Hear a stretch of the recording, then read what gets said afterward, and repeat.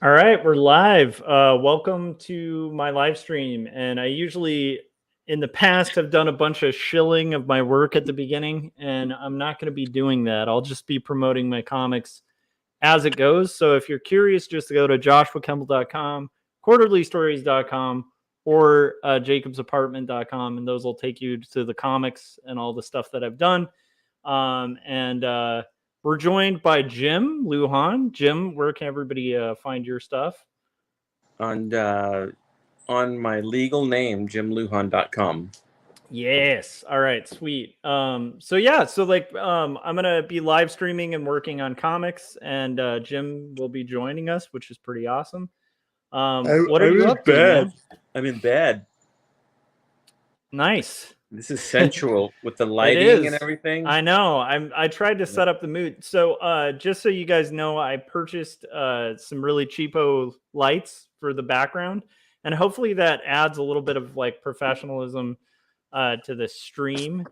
I'm actually really excited about it because it's like when you do like a cheap buy on Amazon, you're like, I don't know if it's a good thing. And a lot of streams I like do this exact thing. So I like it.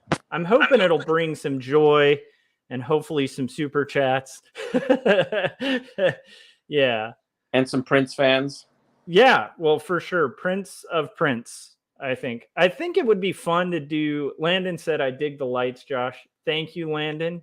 The best way to show your appreciation of the lights is a super chat. And I'm talking to you, Landon. I'm just kidding. I'm just going to be a jackass shill for the rest of the day. So, yeah. If you don't super chat, I'm going to punch this cat right here. Oh, that's true. You guys, Yep. Jim is holding a cat hostage for super chats. I'm just saying. Help me. What is the name of your cat, Jim? This is Fiona. Fiona? Nice. With an like F. Fiona She Apple? spells it with an F. Nice. I like it. Yeah. Well, I'm going to be drawing or coloring this this page 31 of this beast that I'm attacking. Nice. And I also wanted, if we could, I'd like to talk a little bit about Corey's Shades, his new film that he's put out. I think we should.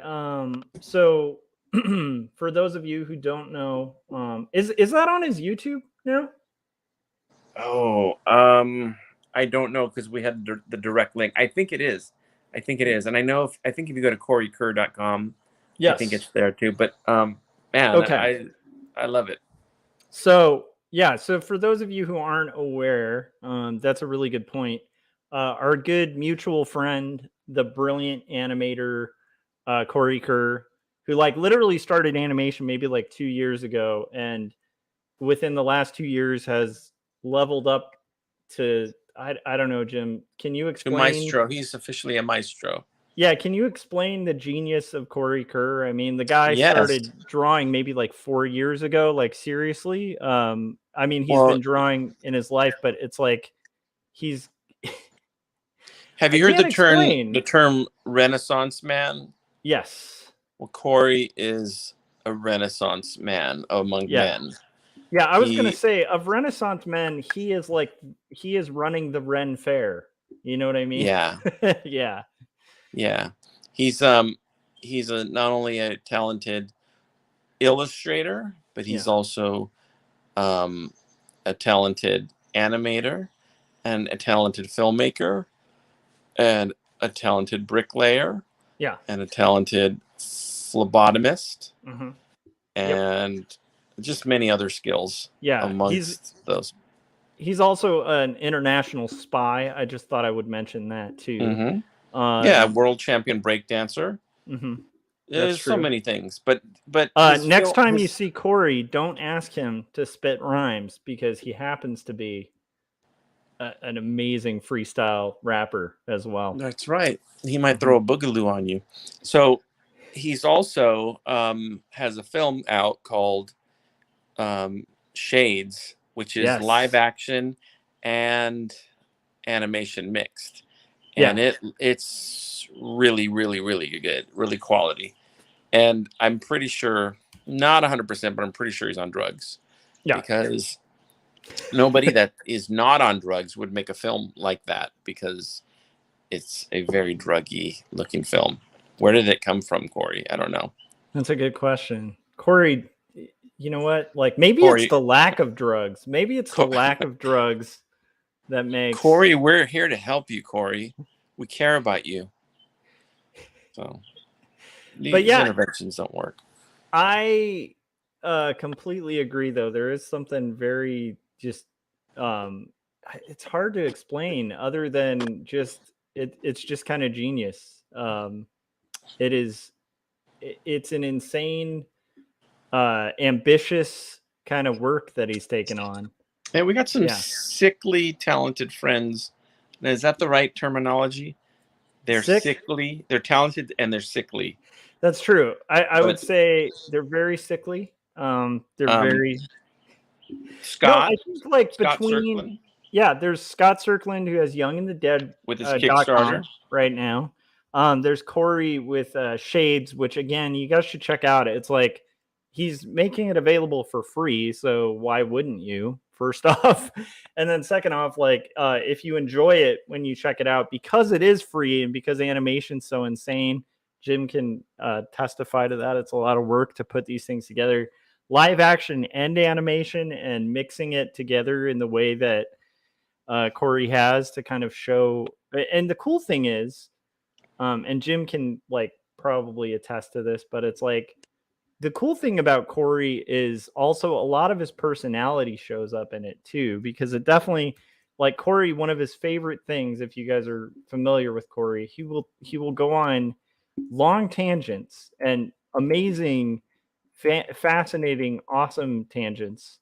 And I'm not one to dislike tangents because I'm on one right now. But it's like he'll kind of talk about like dystopian future sort of things, like relating to like social media and like the robots. 3D. Yeah, the robots kind of taking over. And then the cool thing is, I feel like this animation and live action is like a nice little commentary, kind of expressing some of his opinions, but in like this really cool visual, stunning visual way. Yeah. I don't know. I'm still kind of processing it, honestly, but I'm pretty blown away by it. I don't think I could kind of sound like an art critic. Yeah. Yeah. Like, would you say like almost as though what the? Did someone mention art critics? Oh my God. It's that guy that I didn't know who he was until Josh explained it on his skit that he did the other day. No, you knew me. I don't know you. Everyone is familiar with the Greenberg. You look everyone in the art world. An extra on I Love Lucy. I look. You might recognize me if I were smoking multiple cigarettes. You look while talking about the male gaze being the power of art and all sorts of strange misogynistic takes on. You look like a strange the power and gesture of the brush. You look like a strange mix between Larry David, Jason Alexander, and Captain Steubing from The Love Boat. I don't know these people. I don't know them. It's art. It's all but art. I do know art. I know art, and I know is David Larry a painter of flatness and form? Yes, sort of. He was on a two-dimensional surface for most of his career. Yeah. Very. I don't know about this. All right. Well, I'm going to give this back to Josh. My time is valuable. I should be critiquing art right now. I will say there was an amazing piece of flat, just gestural art called Shades by Corey Kerr that you guys should check I'm out. familiar. Yes.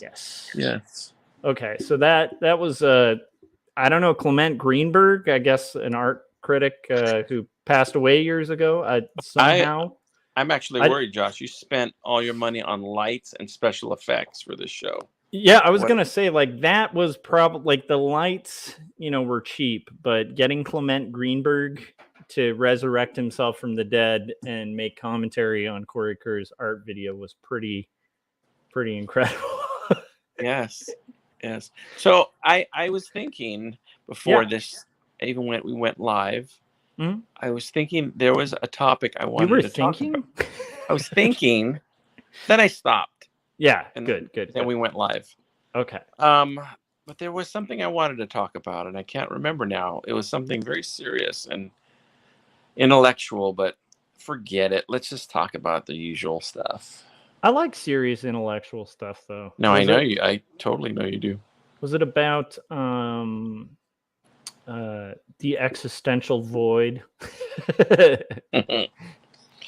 Oh no, I know what one of the things was. Got it. I watched the first episode of Artcasters today. Oh, no way. Yeah, I don't think I'd ever seen it. Had seen it before. Yeah. So the last man standing is Scott Circlin.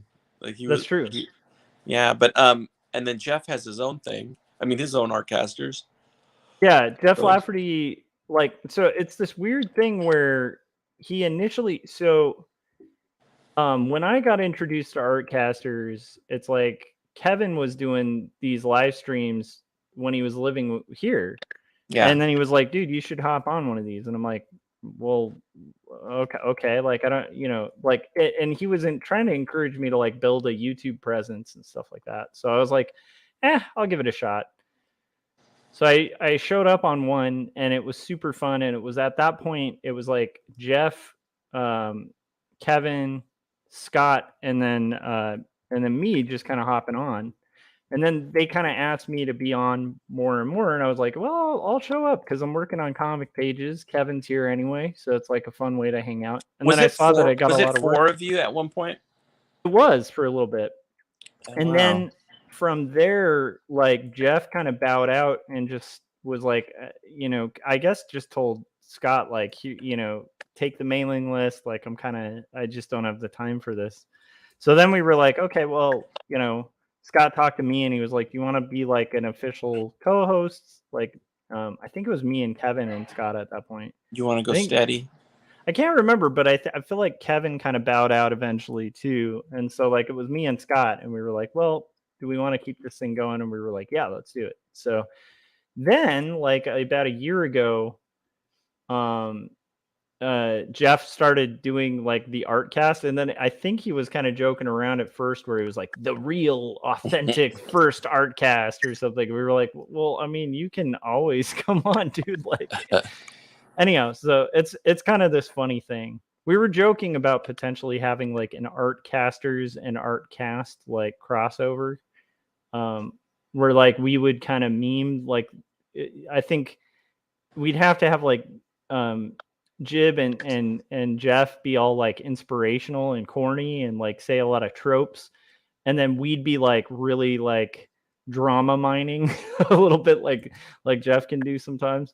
I think it would be funny, but I don't know. Anyhow, yeah, I do remember I remember Jeff being a host of the. Yeah, he's so talented too. Like, he's working on a Kevin. Western comic. Funny, I think the only one I didn't know was Scott. Scott was the last one for me to actually get to know. And I remember that. Yeah, it was interesting watching that first show. Yeah, so like who all was, I don't even know if I've seen the first Artcasters. Like it was, I feel like it was Peter, right? Was Peter on it then? Like Peter Palmiotti?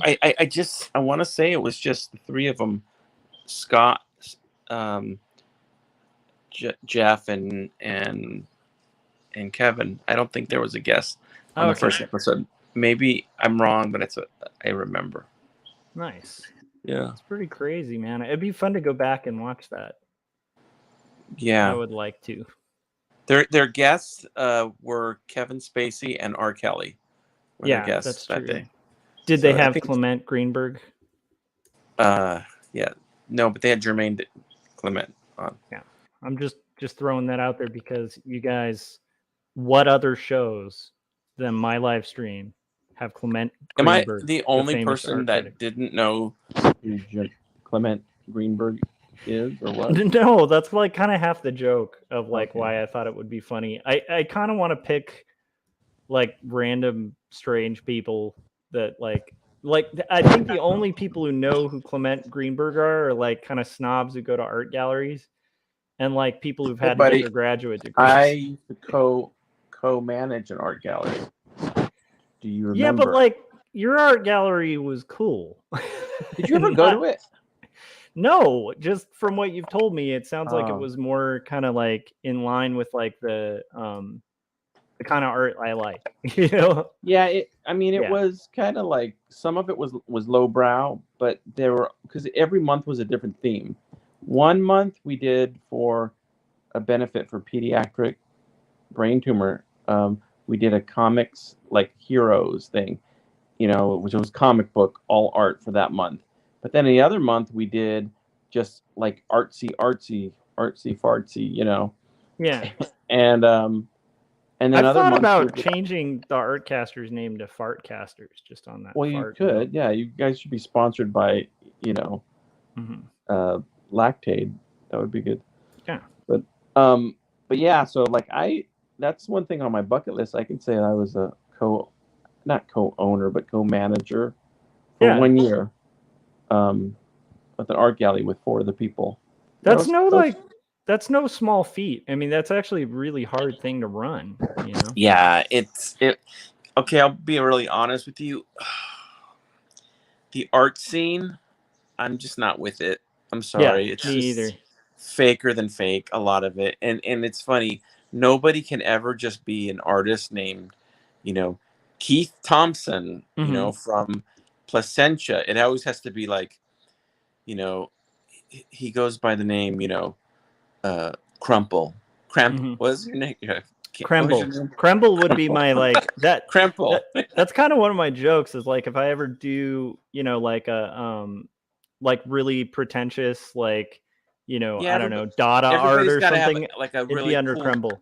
Cool backstory and a cool name and a look like, oh, he's the guy that wears, sunglasses upside down and or something. It's always got to be, you got to have a gimmick, and you got to be hip to squares, basically. Everybody's real serious, and like, I mean, I don't know.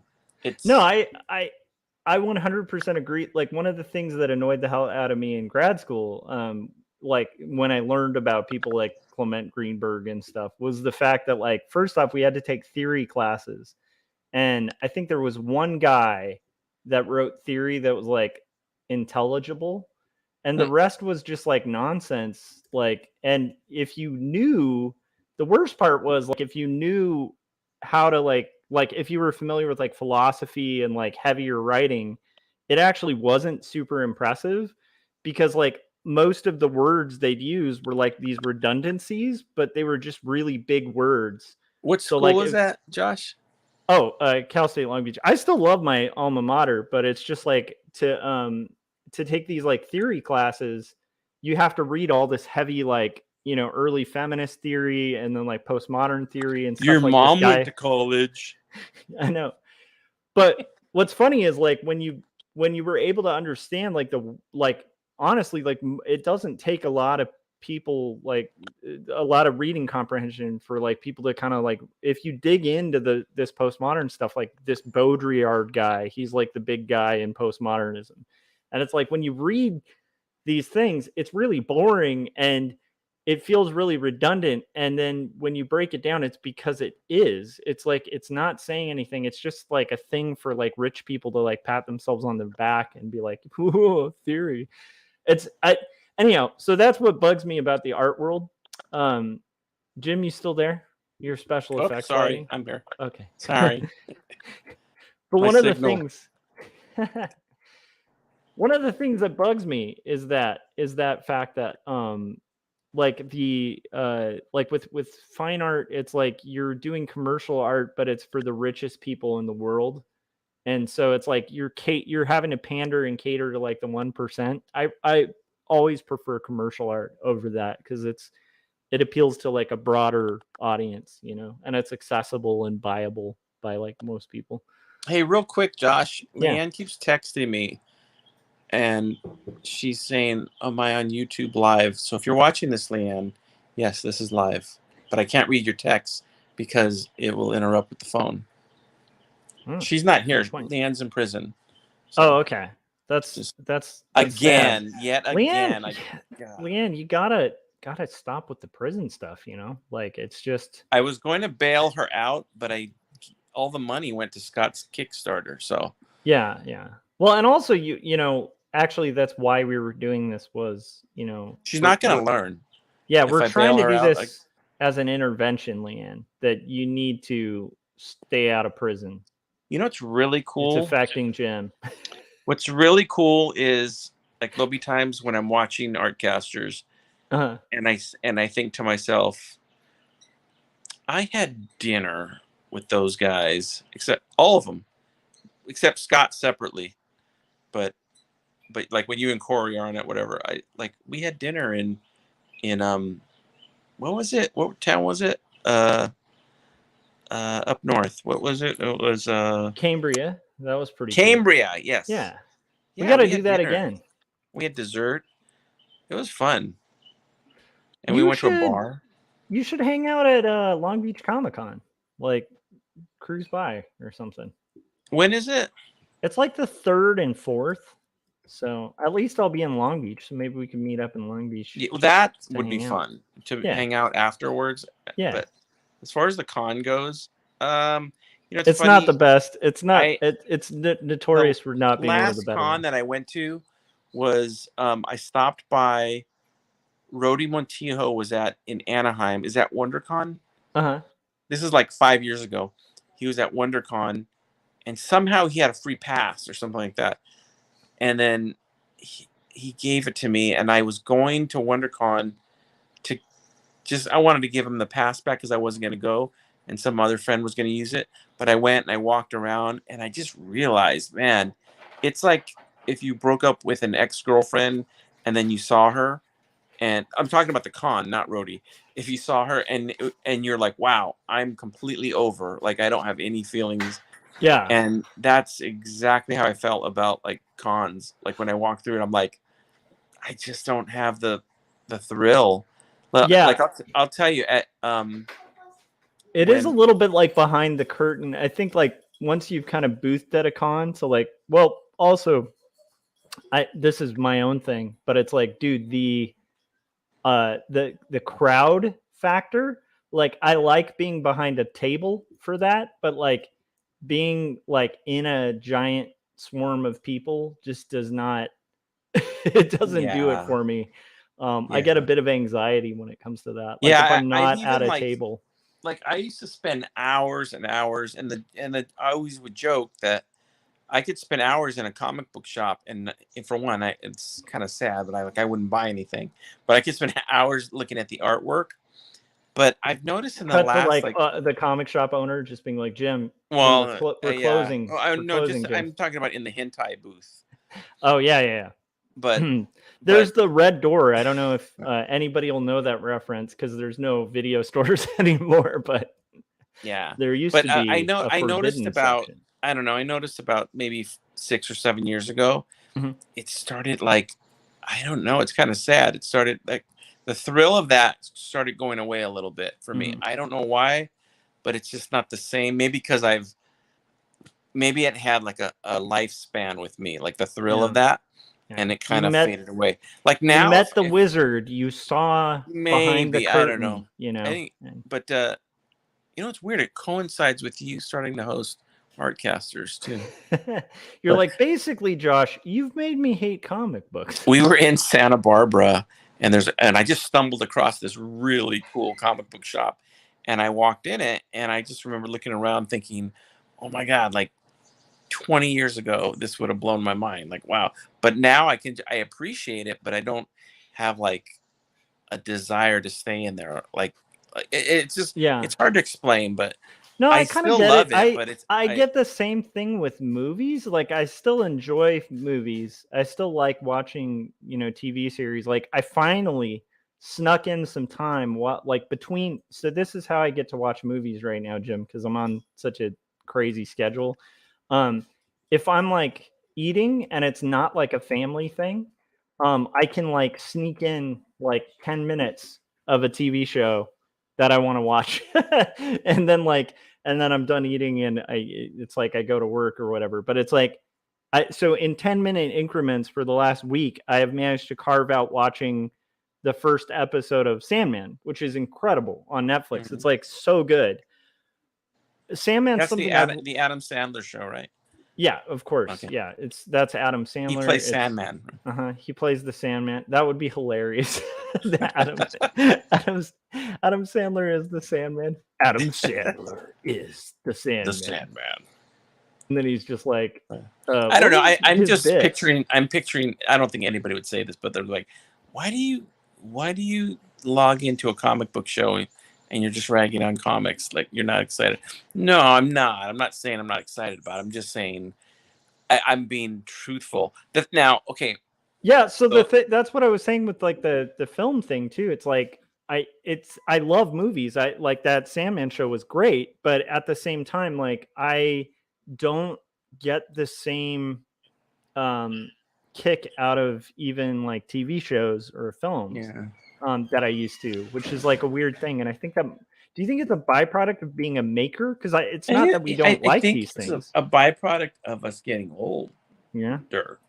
Do you think it's a byproduct of just being such a prolific, love maker? Because you're too busy making sweet love, to really bother with this nerd shit. By the way, you want to hear a trivia fact? Speaking of making love, I just learned this today, that in the 1940s and 50s, when they would sing songs and they would say, "And we'll make sweet love under the moon," that meant back then making love was a slang for like romancing and just being with someone and like making merry, sex. Isn't that crazy? So then that's funny. And the same thing happened with, in the 50s and 60s, the term ball. So like Little Richard, and ball tonight, or, good golly, Miss Molly sure liked the ball. I always thought that was something dirty. Yeah. But evidently ball in the 50s and 60s meant to like wild out, like dance and go crazy and party, and have sex. Have sex on the dance floor. Yeah, evidently, like back in the 50s, when they used to say make love, it just meant kind of hanging out and dating and stuff like that, and having sex. It definitely meant cutting a hole in your pants and having your genitalia exposed. Yeah, exactly. That's what it was. This weird trend. Meant going to a movie theater with a hole in the bottom of the popcorn container and just saying, "Hey, would you like some popcorn?" That's what making love. And all of those songs, that's what they're referencing. That's it. Yeah. That exact specific approach. Yeah. So, because it was a thing, our grandparents.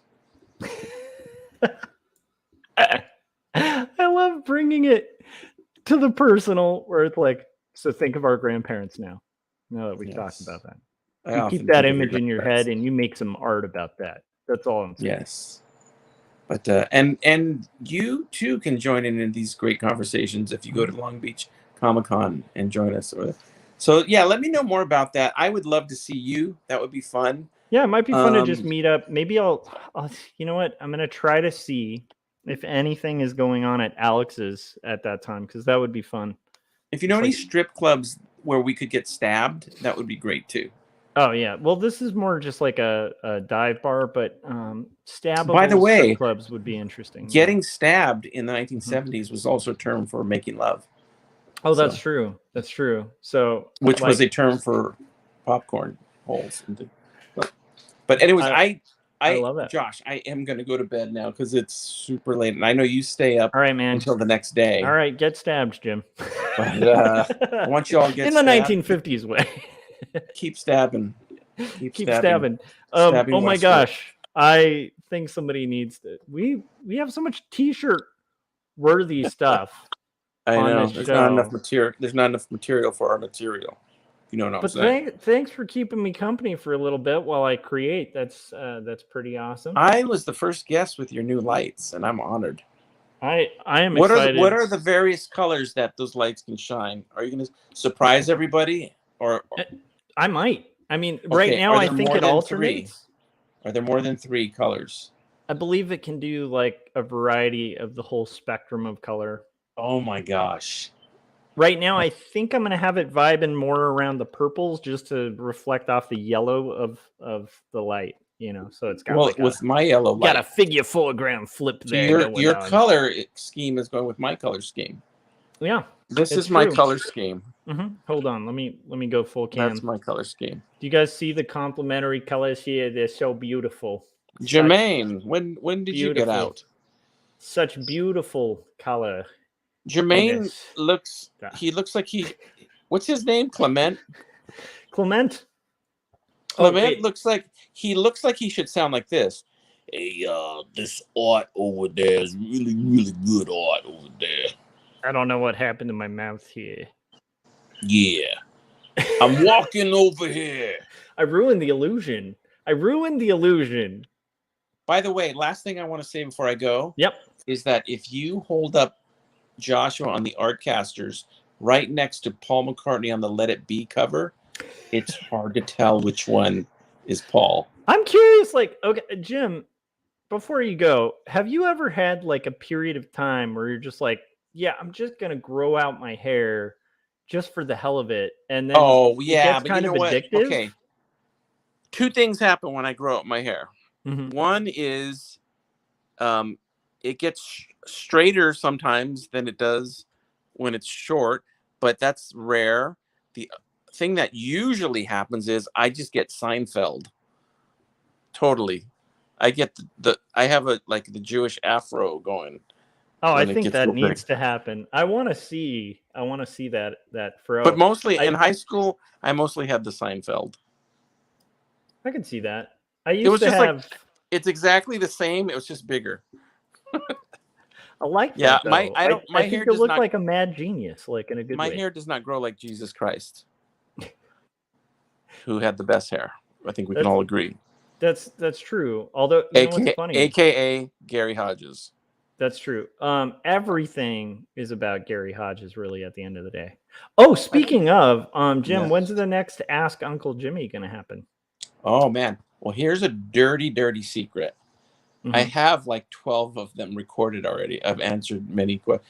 I just haven't edited them. So I'll probably edit another one in the next couple days and probably put it out hopefully this weekend, maybe, or something like that. I don't know. I just put them out randomly. Hey, I want somebody to ask me maybe you could be the lucky one, what my top 20 movies of all time are. So, because I want to do a top 20 movie countdown thing. That's impressive. I always feel intimidated by those things. No, you know what? I always give the caveat that it changes. My top 5 won't fluctuate that much, but the other 15 will totally fluctuate. I mean, at one point, if you had asked me, Beastmaster would have been on there. Yeah, that's true.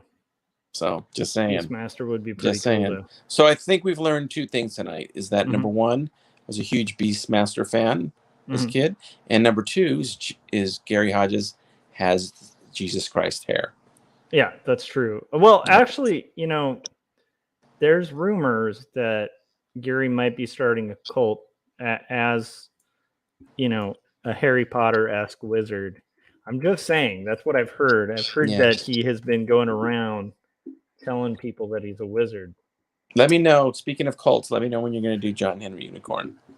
Oh, I need to. I will have to do it on a weekend, and I have to figure it out. I don't think it's going to be too hard because it's 3 chords. But yeah, I'll definitely. It's super simple. I feel like, okay, here's the funny thing. I know exactly the influence of that because of the fact that I think on my, a couple streams ago, I think I covered a song. The Greatest Adventure. Yeah, where I was like, the greatest. Yeah. And then I'm like, oh, that is the John Henry Unicorn voice. Yeah, it's pretty similar. It has in the middle, it has a really cool little middle part, though. It does. That's the part that's going to throw me off because I can't. That reminds me of Patience by Guns N' Roses for some reason. I don't know why. Oh yeah, it definitely has the or the winds of change, like listening to the winds of change as I can't. Was that your whistle? It's very hard to whistle when you're laughing, and it's hard to laugh when you whistle. That's the other thing you've learned tonight. That's a good point. Whistle, laugh. Also, That's the new challenge, guys. Hashtag whistle laugh. Hashtag whistle laugh. What you do is you take Oh like my 5 God. Tide Pods. Hashtag whistle laugh. Oh my God, that's good. The All internet. Internet's so cute. The internet is kind of hilarious. It is kind of hilarious. I love your lights, man. I'm very happy you got them. Thank you. They make me feel magical. Yes. You are. So, all right. Well, stay in the light. All right. I shall try. I'll talk to you guys later. Thanks, Jim. All right. That was Jim Lujan. Jim Lujan of Jim Lujan Animation. You guys should be following him on YouTube. Jim is a talented animator. He is a hilarious guy, and he is a good friend. And yeah, Jim's a good dude. Oh, I gotta show a sneak peek of something Jim. I should have had him show it while I was able. But he has put me and Corey in the background of one of his future animations. And by the way, what I'm doing during this whole conversation, what I've been doing is kind of like doing these flat colors. And then, basically conversing with my friend. But let me see if I can find that. I set it aside literally to show on stream. And I should have shown it while Jim was here. Darn it. Okay. Here, we're going to throw this up there. Do you see that? That is a still from The Night Eats Its Own, where Jim drew me looking kind of like a cult leader.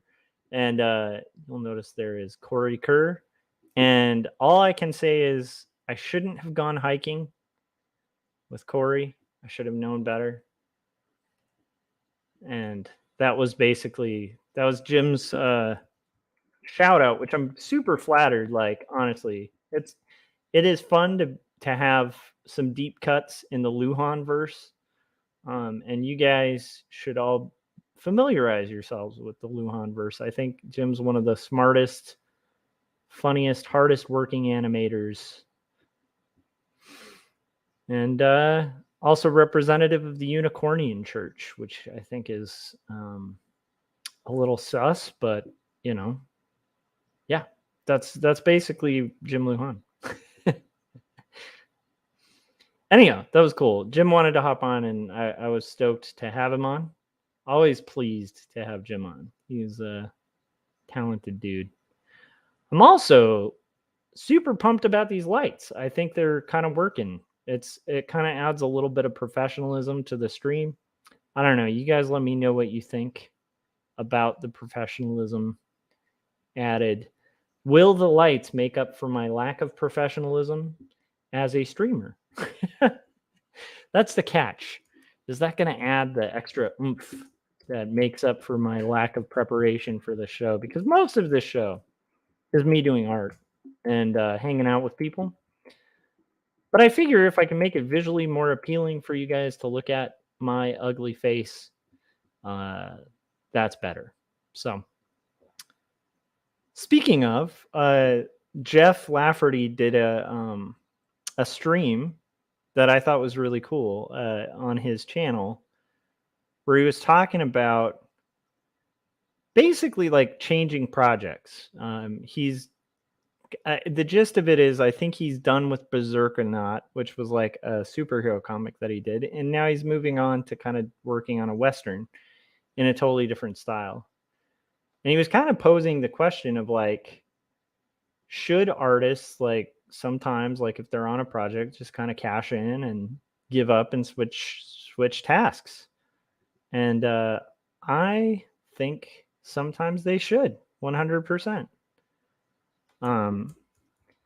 There are some projects that I have literally stuck through for like 5 years and plus. Like, I mean, Jacob's Apartment, 2 stories would be examples of that. And there have definitely been times in my art career where I've taken on something that I thought would be a great idea, and then my interest changed and I kind of dropped the thing. And I think both are kind of valid.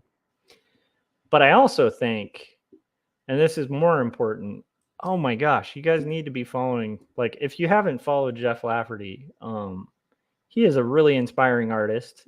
He's one of the first people I met on in the art world on YouTube's. And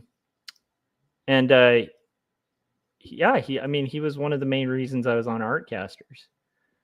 Because I went on once with Kevin, and then he just kept saying, "Hey, you want to come on?" And I was like, "Sweet, yeah, I'd love to." But he was like such a nice guy, like in like kind of helping me out in learning the ropes of the YouTubes. And not only that, like he is such a good artist, like just super inspiring artist. But and I will say this, you guys should watch the stream just to get a little sneak peek of what Jeff is working on, because he's working on a Western, and it looks, just the page is looking, I mean, so far, he was talking about doing it in a square format, and I'm pretty excited about that. And then, like I said, the style, he's always very incredible as an artist. So it's very inspiring is all I'm saying.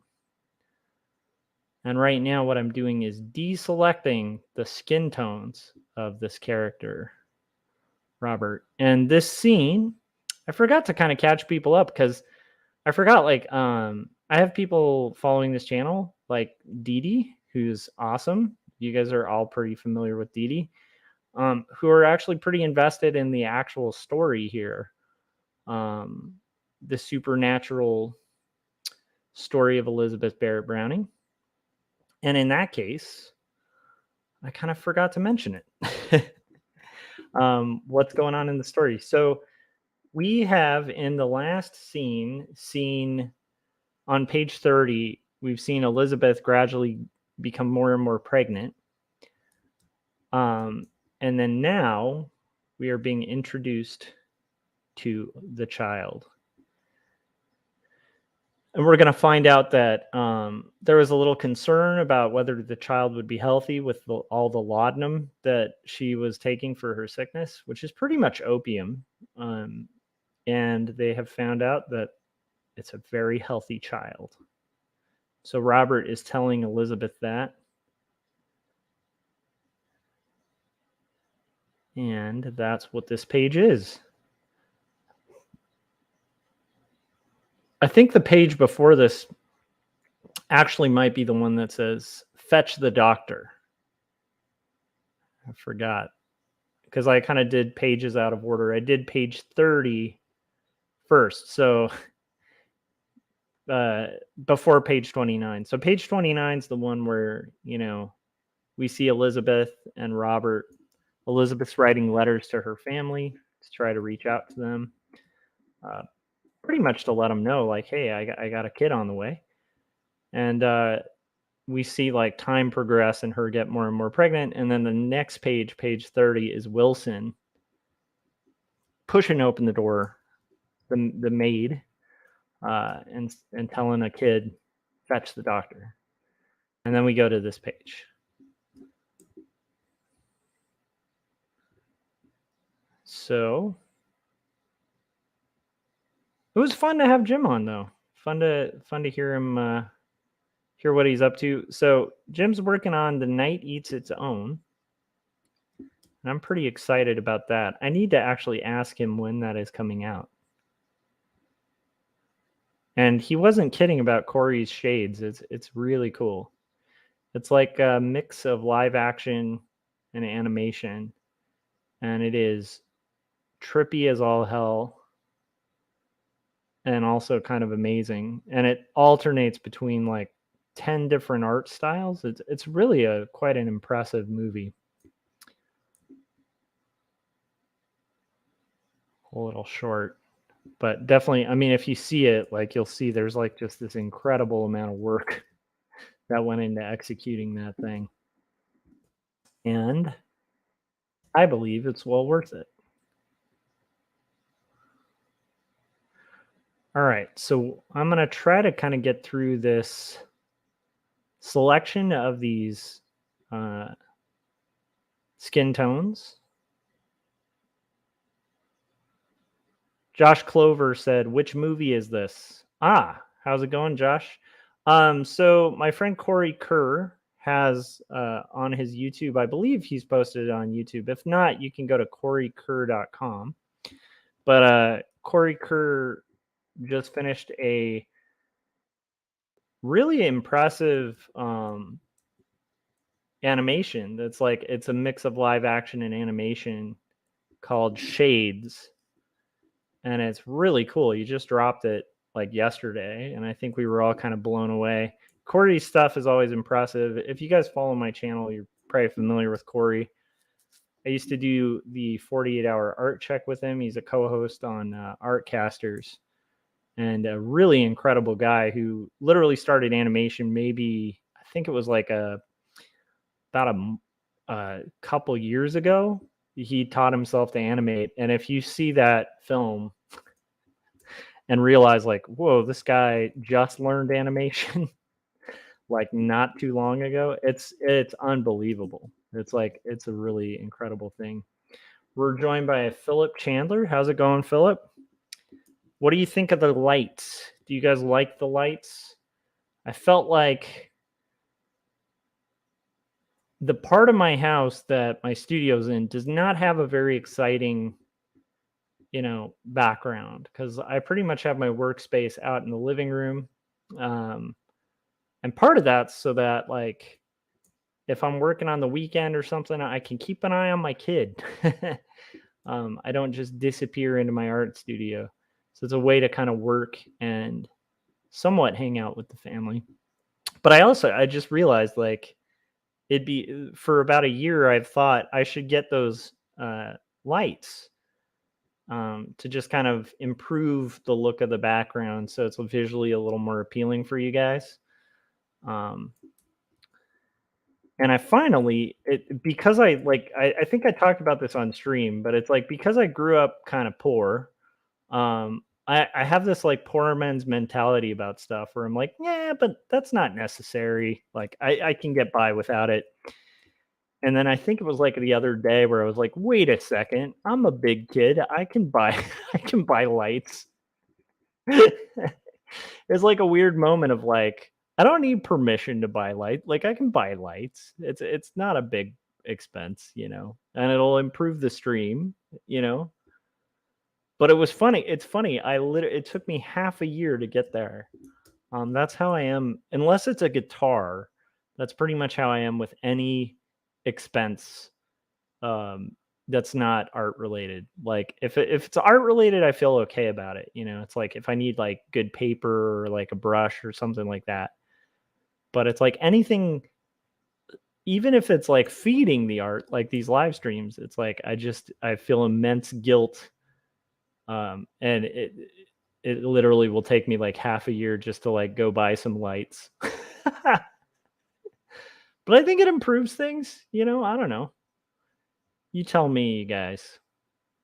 I feel like it brings us more into a world where we're all hanging out.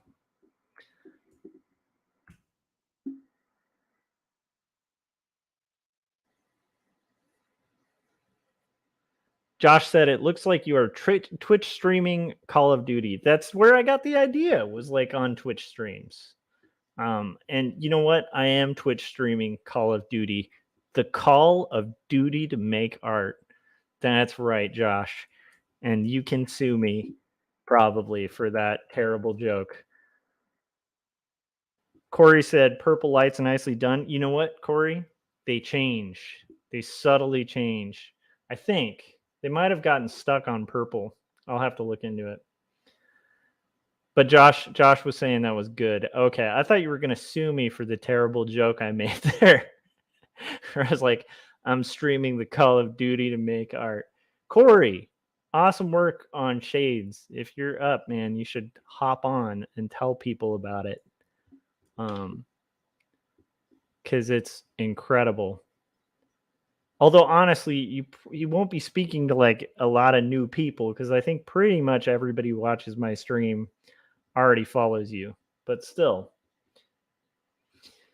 Philip said it's kind of funky. I like it. Yep, I like it too.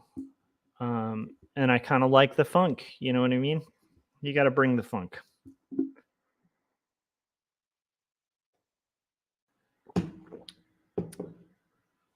Josh said I'm new.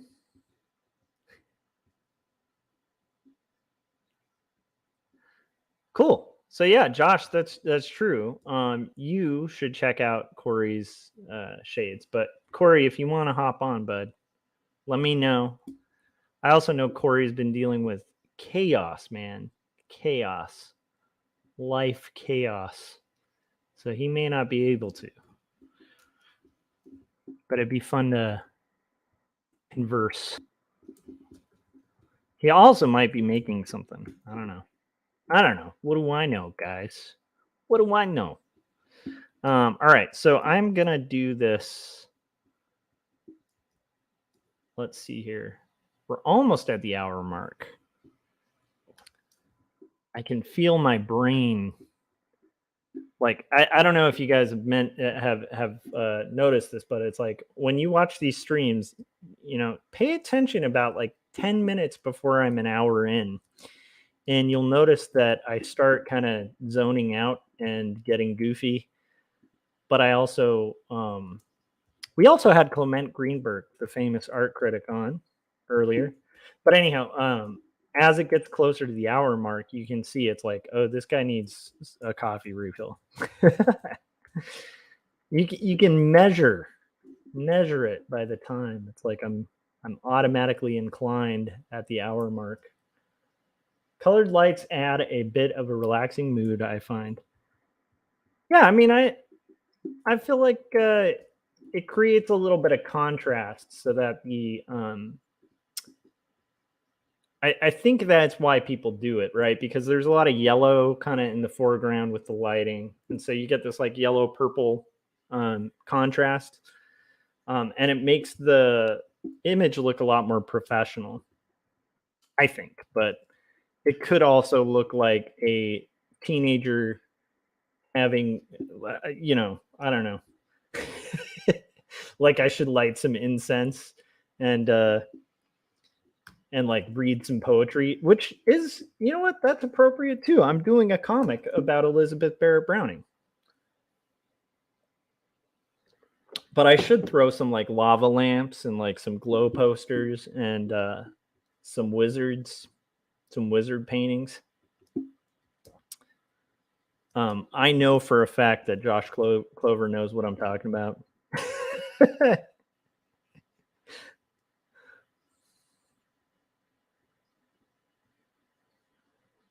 But anyhow, so that's, yeah, Josh was saying, oh yes. So by the way, you guys, not doxing Josh or anything. I'm just saying I've known Josh Clover for a long time. He has known me long enough to have accrued quite a tale of me. Like he probably knows things about me that I don't know about myself. Like that's how long I've known this dude. But I was just mentioning that because I think I first met Josh when I was in junior high, and I think that was the last time I might have had long hair. And at that point, I think I had somehow at some kind of store bought like a black light, and it's like that age where you're like, we're going to turn off the lights and have a black light because that's rad, and listen to music. That's right. And honestly, it's kind of fun to have a little bit of lighting, but that'd be interesting. A black light stream. Oh my goodness. Oh my goodness, you guys. I think that's like a role playing game away from like opening portals to another dimension. That's all I'm saying.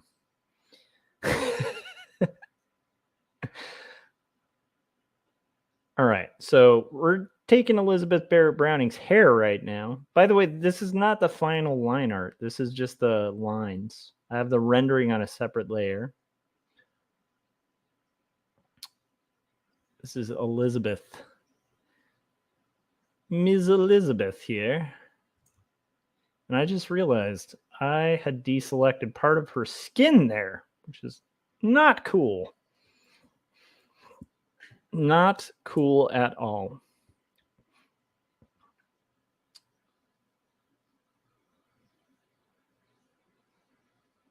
Let's see here. Josh Clover said, never far from the RPG life. That's right. And he said, that's correct. Corey said, so you've known Clover for like 6 months? And then he said, I could see adult Kemble being into black lights. That's all I'm saying. Look, man, I just want to own a wizard van, okay? Like, there's nothing wrong with that. At some point in my life, this is where you'll know I've had my full, like, midlife crisis. At some point in my life, I'm going to find a really just rad 80s van with, like, 200,000 miles on it. And I'm going to buy that thing off Craigslist, like it's going to be just a junker. And then I'm going to take it home and I'm going to learn how to airbrush, and I'm going to airbrush a giant wizard with like dragons on it. And yeah, I'm going to do it. That's all I'm saying. Aside from that, I'm a pretty normal adult. Philip Chandler said, you need some trippy psychedelic music with lava lamps. That's what I was going to say. Like it could work. Could work. That would be hilarious though. If like in the background, you just saw like sandalwood, incense burning, trippy psychedelic posters. I can change the color of these though. I think it was alternating color and then it seems like it got stuck on purple. All right, so that's enough about the lights. I do think it will help the stream. I think it will induce. I think it's like the lights are a subliminal message for people to leave super chats. That's all I'm saying. Okay. So now I'm going to find the. I feel like there was a sleeve somewhere. It needed to be. There it is. Haha. I knew I was forgetting a sleeve. Philip said, I had a neighbor like that a few years ago. His whole apartment was retro 60s, but he was 20 years younger than me. Yeah, I think that's kind of the thing. I feel like you either need to be really young or you need to be like super into the Grateful Dead, which is a different scene than my scene. You know what I'm saying? I don't judge that scene. It's just not my scene, Let's see. Did we do her mouth? Yes, we did. I think I need to do Elizabeth's skin tone. But actually, we're going to do our hour break. All right, you guys. Josh Clover kicked in $10. You see? There's a superpower right there. You see that? That is that. I'm telling you, it's the magnificence of the color of the lights.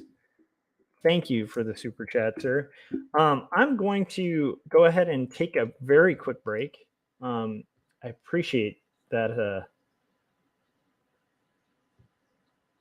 And then Philip was saying, funny you mentioned it. He was obsessed with the Grateful Dead. And then Josh said, got to run. Keep answering the Call of Duty. Thank you, Josh. Have a good one, man. Thanks for stopping by. It's always good seeing you, man. I hope all is well as well.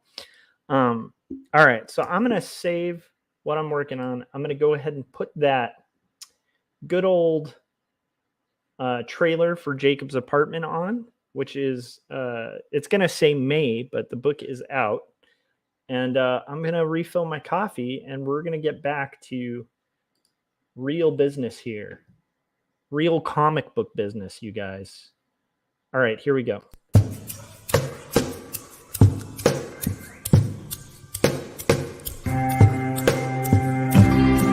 Speak clearly, it seems that only in dreams can we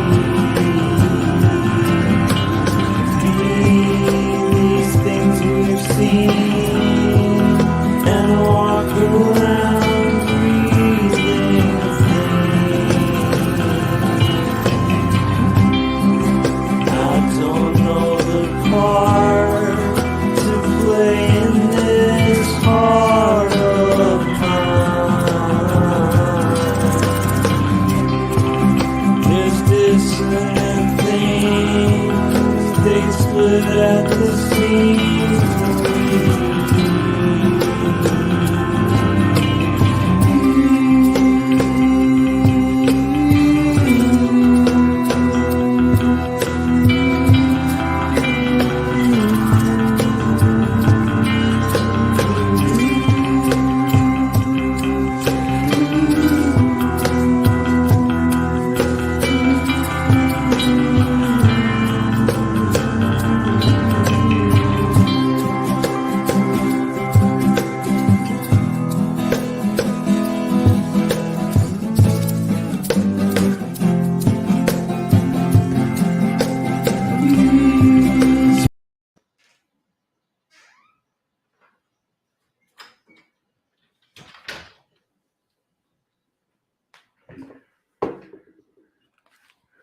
All right, ladies and gentlemen, we are back. Philip said cartooning is serious stuff. 100% serious as serious can be. So we had Clement Greenberg on our show earlier. He seems to appear on different streams. It was requested by Jim Lujan, the animator who joined us earlier, which was pretty fun, and his cat as well, which was pretty awesome to meet his cat Fiona.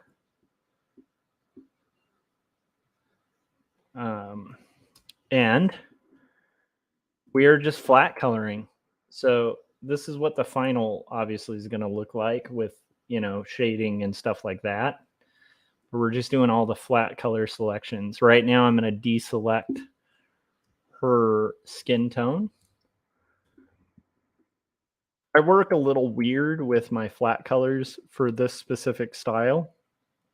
So I work in multiple styles. Like if I were traditionally inking this, you wouldn't see these anti-aliased lines, but because I want this to look more gestural and more kind of hand done and more kind of Victorian, I have gone for this kind of like linotype look. And so the quickest way that I have found to flat color these is to literally go in there and manually select each shape. And my brain works a lot better working reductively. A lot of people work abductively. My brain is trying to kind of, I hope that makes sense. Like a lot of people will work where they're starting from zero and then kind of working their way to adding the colors. I like to kind of add the colors and then deselect my selections. But whatever gets you from point A to point B. The nice thing about art is there are no right answers. There are some right answers. Like there's some rules, just like anything in life. But much like anything in life, like there's rules. There's rules to like things that are smart to do financially, right? And you could like follow like a financial. Oh, here we go. We got Corey Kerr in the house. How's it going, sir? Good. How are you doing? We were just singing the praises of the Unicornian Church, but also of of Shades. Jim was on and he was talking about it, and I thought you should come on and talk about it. But we can also talk about other stuff. Oh, yeah. But Shades just dropped. Where can people see it? So you can go to coreykerr.com/shades, or you can see it on my YouTube channel or my email newsletter, which is at coreykerr.com/email. You know what? This weekend, Corey, I should do a cover of The Future So Bright, I've Got to Wear Shades, and then dedicate it to your movie Shades. Why am I not wearing shades as I promote Shades? I should think these things through more. I like that. You could do like a Max Headroom kind of vibe. It's trippy. It's a really surreal thing to see it coming together because you've been carving away at that for a bit. Like for you, it's been a long time. For an animation, it's insane. Yeah, how quick you did it. But for you, it's like, you know.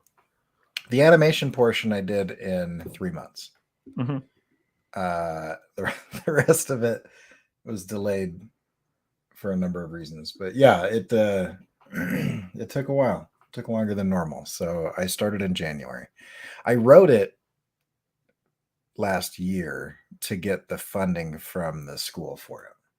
So it's yeah. Anyway, but yeah, I like it's good. Good to have it done. I'm excited about it. Yeah. Well, I think it's pretty good. I think they probably aren't going to ask for their money back. I hope not. Yeah. No, it's incredible. It's really like stunning. And it's cool to like, you know, it's interesting to kind of see the evolution of it from like the original conception of it, and then some practical decisions you guys made, but then also some really impractical, like crazy Corey Kerr stuff where it's like, well, that was like a crap load of work you decided to add for yourself. Way more complicated than it needed to be. No, but like I think it does need to be that complicated. Like I think it's incredible. It's really stunning. I was just saying to Jim too, it's so surreal to think that like your animation journey didn't start that long ago, and like you're already just the fact that you're capable of producing something of that quality is just it always stuns me, everything you make, but this one in particular is just like, it's kind of mind-boggling. Oh, cool. What about it was surprising or mind-boggling? I'm curious. Just it very fluidly mixes you know, animation and live action, which is really hard to pull off. I think the variety of style is, to me, that's the stunning part. And then it's just slick. It's like so slick. I can't explain it, but it's just Nice. like the live footage looks really professional and amazing. And the animation, I mean, it's like, it looks like a giant animation firm, you know. Yeah. Little did you know that was me on a card table. That's what I'm saying. That's the part that blows my mind.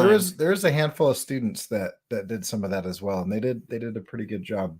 It's about 20 or more of them that said that they would show up, and about 6 that showed up. So the 6 that showed up did great. So I have a nerd question. Yeah. Do you ever catch yourself going to hit Shift F5 and then hitting F4 and getting your like your windows all showing up? You're like, darn it, I was trying to color fill. I wasn't trying to change my screen. That's why you got to get at one of these, man. Yeah. These are like the best. I don't know, man. I got my lights. That's all I need. Yeah, now I can look you could just assign a button and have a little icon for any action that you want. That's true. That's true. I feel like, Corey, at some point you're going to have your stream set up with like a full 3D rig like the Matrix, and you're going to like click a button and it's going to give you like a slow-mo like turnaround of you like floating in the air. So you know? my DP, you'll be drawing and then you'll throw your pen up in the air and it'll like spiral around the pen. Yeah. Mm-hmm. We set one of those up one time. There was a group of students that wanted to try that out, and so they checked out every DSLR camera that the university had, and we built a bullet time rig. It was the first time since math in high school that I had to figure out like I had to use pi. I had to figure out the circumference of an arc to figure out the distance between each camera that we should do. Mm-hmm. And I was like, wait a minute, we've all learned this at some point. For me, it was like 20 years ago, but for you guys, it was like 2 years ago. That's impressive. The only pie I use at work would be like a chicken pot pie or, you know, like a boysenberry or maybe potentially, you know, a banana cream. Yeah. But actual pie, I don't think my brain... I can't even remember if we actually used pi, but I remember thinking something hit where I was like, oh yeah, this is the quadratic formula, or something where like I Googled it and I was like, how do we figure out the How do you No, divide the circumference of a circle by 15 or whatever it was? I've definitely had moments like that, like where I've had to figure out like the radius of like a circle and the diameter and like plug in formulas, and I'm like, it's just kind of come up when art directing every once in a while, and it's like, or when dealing with factories where you're having to do like metric to Yeah. Yeah. our stupid system conversions. I love how I got on here and you're like, you should promote your thing. And I'm like, let's talk about math. Oh, that's okay. But yeah. By the way, just for anyone listening, I know I have weird lights. Corey was not saying meth. He was saying math. That's all I'm saying. That is true. Yeah. It's a hard A on that one, not an E. I know I live in the Antelope Valley, but we're not promoting that kind of nonsense. I have a shirt that is just a black shirt and it says MEH, which is kind of how I feel most of the time about doing things. You're like, so meh. I often, I wear that to things that I don't want to go to. And sorry, I just was thinking, depending on the area you're in, that could be really bad. Well, I mean, so many people are like, why are you wearing a meth shirt? I'm like, there's like a missing letter. Are you on meth? Like that is a drastically different word. People anyway. It is fascinating. There's that like those memes online too that are probably like farming bots that are probably just stealing people's data and information. Yeah. But they're like memes that are always shared on like Facebook where it'll be like, you can read an entire paragraph with, completely missing letters. Right. And yet it still is decipherable because it has like the key indicator letters in it. As long as you don't change any of the ascenders or descenders. Yeah. And the first and last letter of the word are in the right spot, you can mix up the rest of them and it'll be totally legible. Yeah. So I feel like not only would that explain the meh shirt confusion, but that also explains to me conspiratorial thinking. Because, like we're just like ingrained and it's like built into human beings to like find like the gaps and fill them in, Yeah. And 9 times out of 10, anytime you hear like a wild conspiracy, it's somebody saying, hey, just connect the dots, man. Just do your own research. Yeah, make an assumption there. And you're like, well, I don't know, because assumptions aren't always good. Yeah. Yeah. Well, so how are you doing, man? Right. Do you feel good about getting it done? Yes. Or do you have the malaise and depression that comes after finishing a big project like that? So I posted it. I stayed up all night and posted it at like 6:45 in the morning, and then I went to bed, and then I woke up later that morning. You freeze? I think you froze, unless I froze. I don't know. Am I still frozen? Okay. Oh, I'm seeing some kind of delays on my end, so I think it's on my end. Oh, because I saw myself freeze too. Oh, you're fine on my end. Okay, cool. Yeah. So I woke up and then I woke up to a text of an old client that was like, hey, can you do this, or can you find somebody who can do it? Because we need it really fast. And so I haven't had a chance to really process anything because I don't know how to do the thing that they want me to do. So it was like, they're like, can you do this? I'm like, I could probably figure it out, but I don't know how to do it right now. And they're like, okay, we'll pay you to figure it out. I was like, all right. So anyway, so I haven't had much of a chance to like process it, but it's been. That is the best way to learn things though. And I'd highly encourage people to try to get in that kind of scenario where if you can manage to get paid to increase your knowledge base, that's a pretty good scenario. That's a good way to get an education. Yeah. Other people paying your tuition is pretty awesome. Mm-hmm. So anyway, so I have to figure out how to do a watercolor transition in After Effects. A watercolor transition. Yeah. And I've Are you watched- talking about like the Daredevil intro kind of thing, or That's more 3D, isn't it? I haven't watched that in a number of years, but I think it was like pretty watch much it right like now. black and white where somebody would like drop like ink, or maybe that was Jessica Jones. I'm trying to remember, but it's like one of those intros for the Marvel show had like an ink spilling kind of effect. I think it was Daredevil. Daredevil had the like red pouring and it would form around the mask.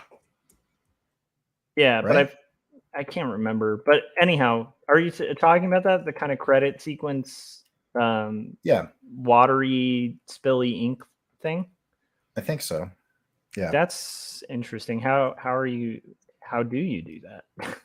Um, Wouldn't there be like a plugin at this point that does that for you, like a button, like the draw button in Photoshop that just yeah, the makes draw art button. for you? I do love the draw button. Yeah, I have looked a little bit for plugins. The problem with that is if for client work, if you use a plugin and you don't understand the plugin and the client's like, "Oh, that's great. Can you change this?" You don't know how it works. Yeah, you So- don't have the mechanics of it. Yeah, that's true.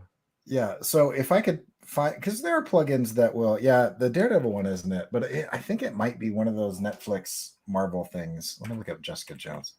Maybe it was Jessica Jones. I just remember one of them having like a watercolory look to it. Yeah, because if I could have something to go off of, that makes things a lot easier. What is happening here? It is kind of a painterly thing, but it's not. Maybe it was Daredevil, but you're right. I think Daredevil had like now Had like red paint being poured over invisible forms like the Golden Gate Bridge and the helmet. yeah, and you're right. It was 3D. I don't know. I think I know visually what you're talking about. Yeah. I just don't, off the top of my head, remember the credit sequence that I've seen that used in, but I've seen it used for film credits. I guess there's a couple approaches. What do they want to accomplish with? Well, I don't know if you want to share that. I'm actually under NDA and they're pretty regulated industry that they're in, so I can't say too much. Yeah, that's true. We did mention that Corey is a special agent on our. Not that regulated. We were talking about all your skills and capabilities, and we threw in at the end that you're also a secret agent. Yes. Yep. I am. Mm-hmm. That song, "Secret Agent Man," was written about Corey Kerr. Oh, here's somebody who has ink overlays. If That's this an gets interesting too, effect. oh, that is pretty good.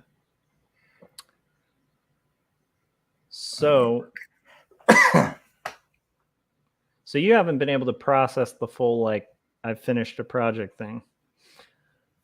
Yeah, not really. Well, I was pumped. Not I really. ended up getting space for Long Beach Comic-Con. That's cool. I thought it filled by the time because I had delayed so much on getting the info back to the place. But yeah, I got space, so it should be That's fun. cool, man.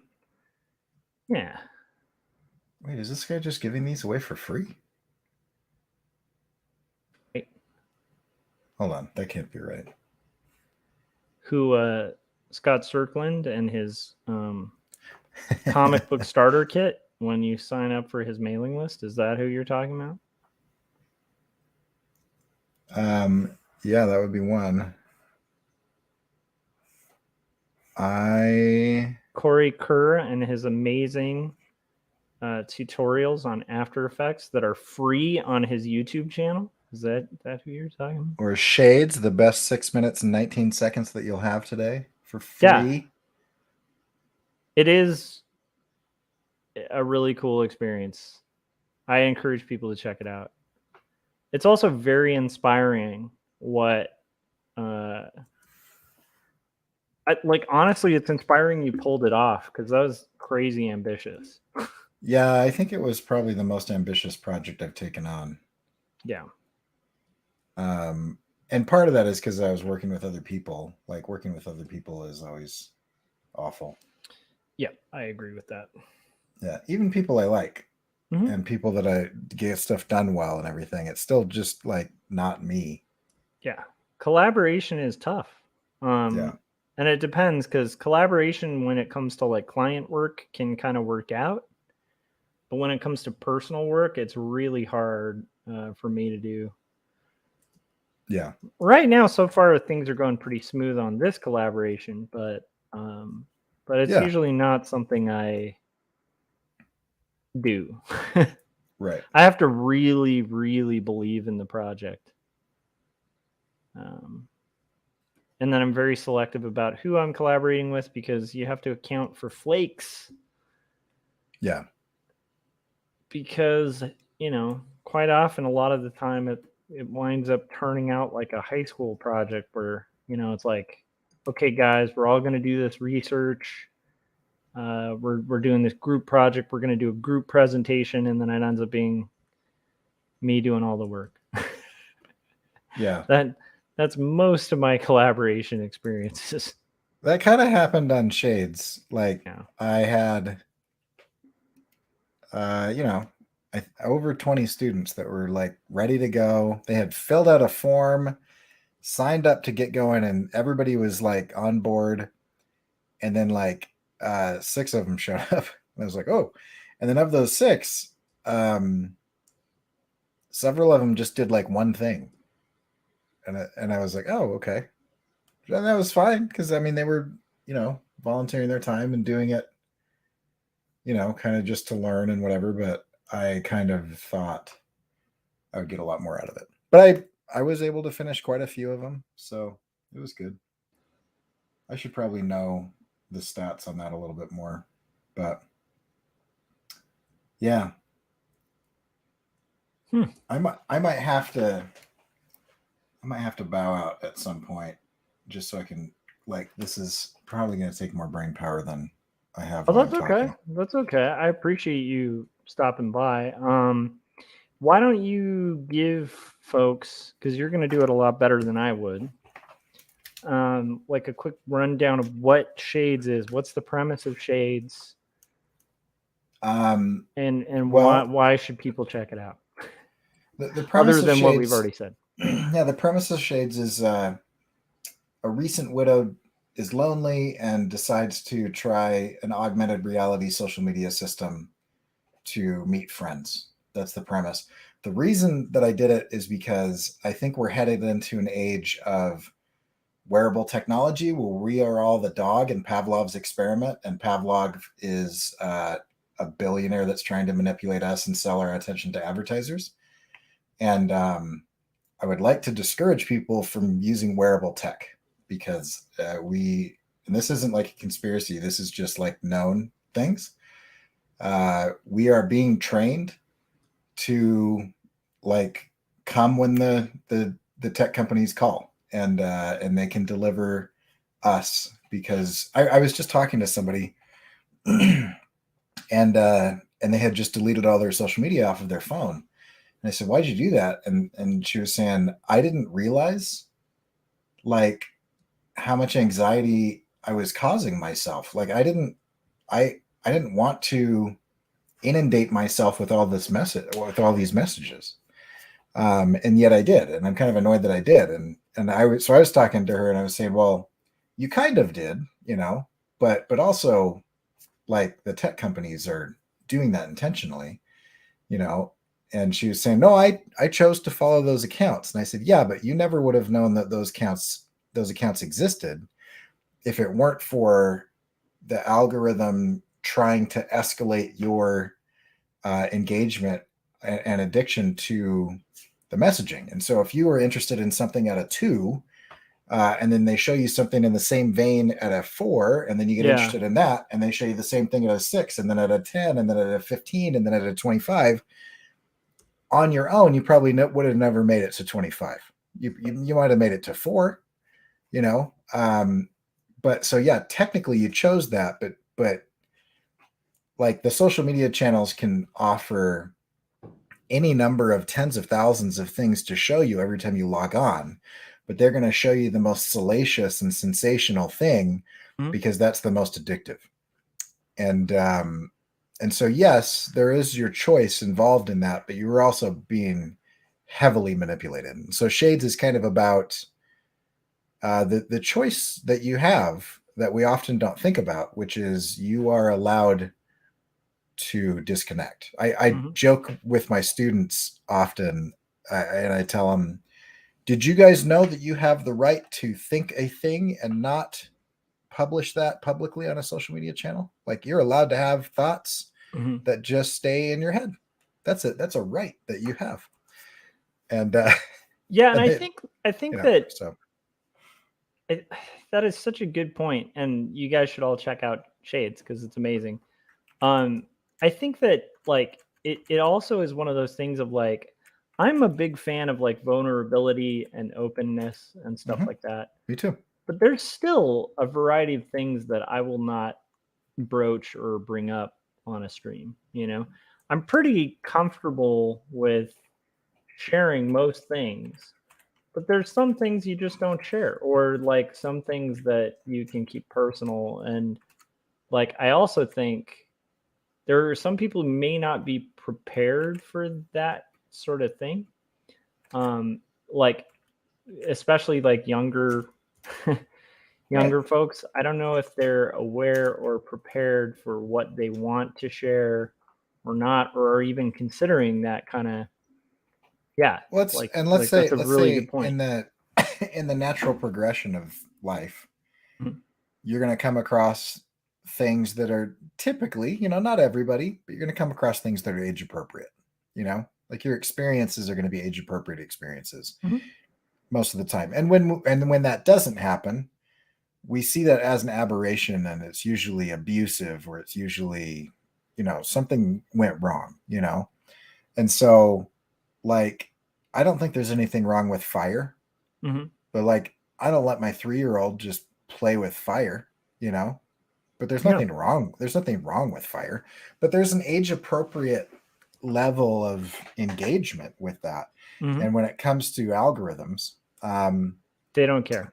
They don't take that into account because they're not built for ethics, morality, or parenting. They're built for engagement and growth. And so when they're built for engagement and growth, if they can radicalize a young boy into being a white supremacist, boy, he sure is going to be engaged. Or if they can radicalize a young girl into an eating disorder, boy, she sure is going to be engaged. And both of those things have clear paths through most algorithmically driven timelines. There's been studies that have shown that is exactly what's happening.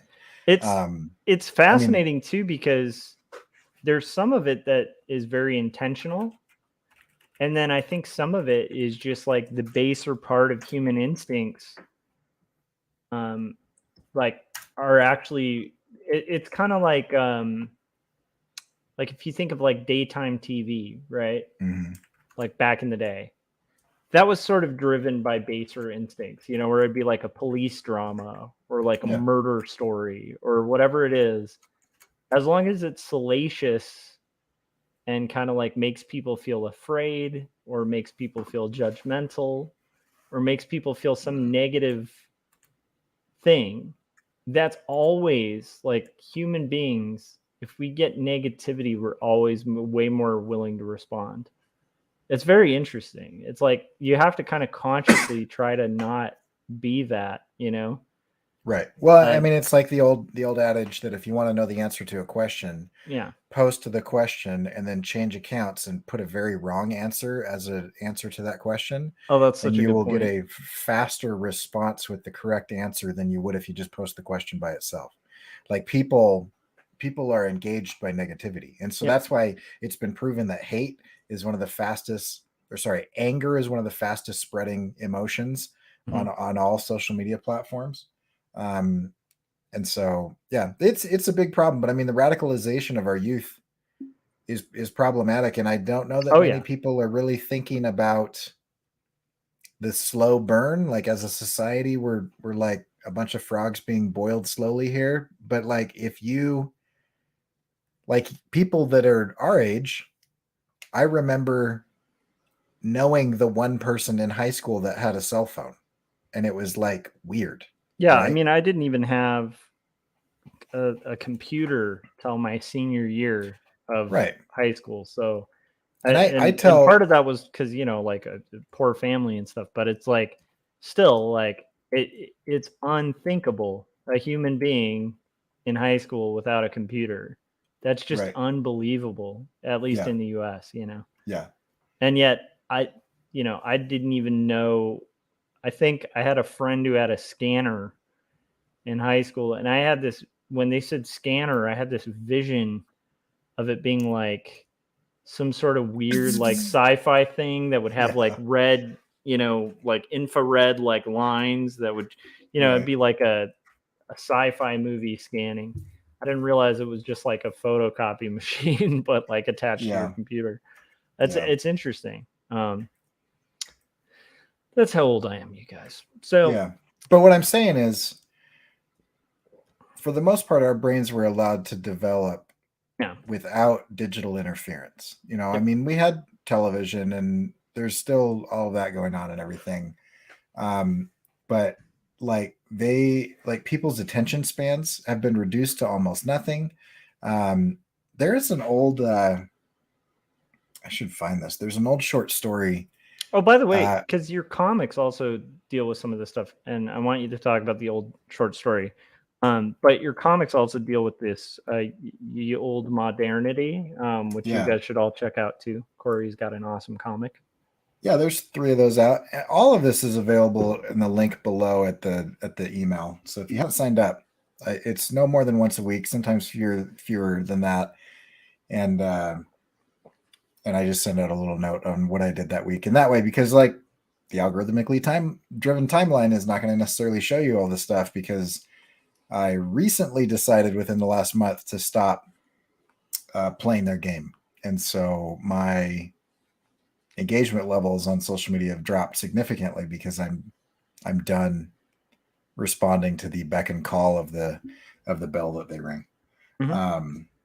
But if you're interested in seeing that stuff, you can sign up for the newsletter, and then you can know about it. I'm still posting on social media and stuff, but I'm just not researching hashtags and trying to stay on some sort of schedule or whatever. I'm just going to make stuff when I make it and share it when I share it. Mm-hmm. And being on the newsletter, you'll get to know that stuff. And I try to explain things of like why I'm doing different things and stuff like that. So some of that can be kind of helpful if you're interested in understanding where I'm coming from. It's true. I think that also, since anger is a driver, okay, so if you guys want to understand everything that is wrong with Gary Hodges, you need to watch this video by Corey. It just explains everything about Gary. I've been using Gary as my he's gonna be the my conspiracy theory is all going to be beef with Gary. Well, it makes sense because Gary is the center of the cabal. So yeah, what you need to get is that Gary actually he's 400 years old, at least. That's as far back as we've got records of him. But it could have changed. And I gotta say, all of this is documented in Dinosaurs versus Marsbots. But right. Continue. Right. Yeah.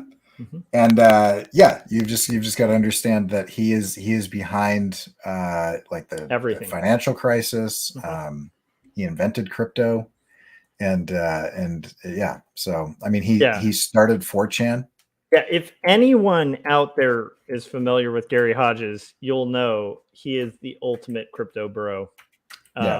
And anyhow, so if this makes you mad just hearing about this guy Gary Hodges, first off, you should subscribe to his YouTube channel, and then second off, you should go see Shades because it's going to expose the truth. Yeah. Yeah. I'll issue a challenge. In Shades, not as a spoiler, but she puts on some glasses and starts seeing skins of what she's looking at, right? And so she's flipping through the skins. And so there's dozens of different animated scenes. Find which one is talking about the key to unlocking the secret of Gary Hodges. One of those is a hidden kind of little Easter egg there that should lead you down the rabbit hole. Sweet. We're joined by Sticky Art. Sticky Art, I've watched a couple of your art videos. They're awesome, man. He's always like painting on decks and doing really cool like street art kind of stuff. Like a lot of just really cool stuff. Yeah. So anyhow, appreciate you stopping by. Very, very cool. We were just talking about Gary Hodges and mass conspiracy theories. And as a joke, no, not a joke, very serious. And then also we were talking about Corey's amazing new animation called Shades, which is he just dropped today, and it's really cool. It's just really cool. And then he said, "Nice, it's good." Cool. So, yeah, I appreciate you stopping by, bud. Yeah, I'm trying to resist. You know how sometimes it's just faster to do it physically? Are you trying to resist tens? I am trying to resist going into my garage. I do. Going into my garage and getting an old aquarium out and just dropping a bunch of ink into it and filming it, because I think that might... There's got to be a faster way than doing it physically. Sometimes physically, though, is the trick. Yeah. That's like the weird thing, you know. I don't know how I'd approach that, though. Sticky Art said, I just finished a piece for an art challenge. Awesome. What art challenge? How do you feel about art challenges, Gary? I mean, Corey. I was talking about Gary. You see, he's in my mind. I know.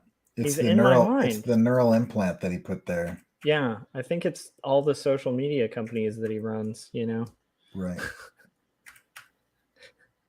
How do I feel about art challenges? Art challenges. I would say not fart challenges, but art challenges.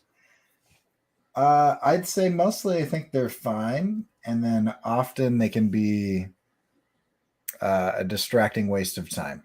So I think they're good. I've done quite a few of them, and I think they're fun. And if you're stuck and you want to get moving forward, they're great for that.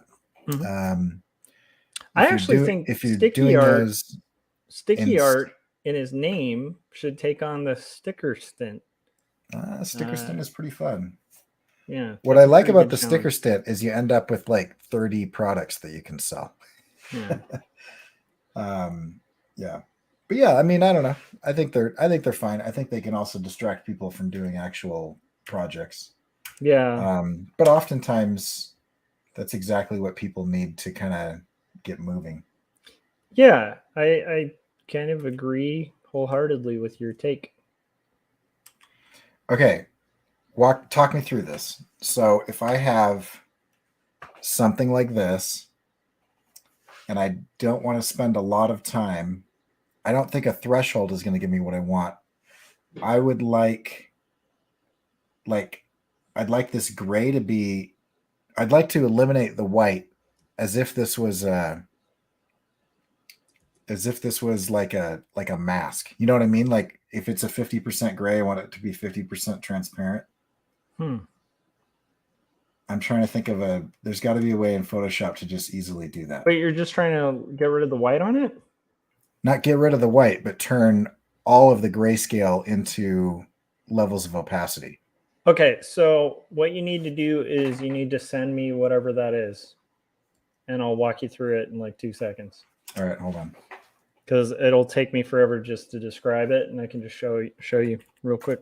Because I do that technique with this page all the time, like this kind of page that I'm working on. Awesome. Okay.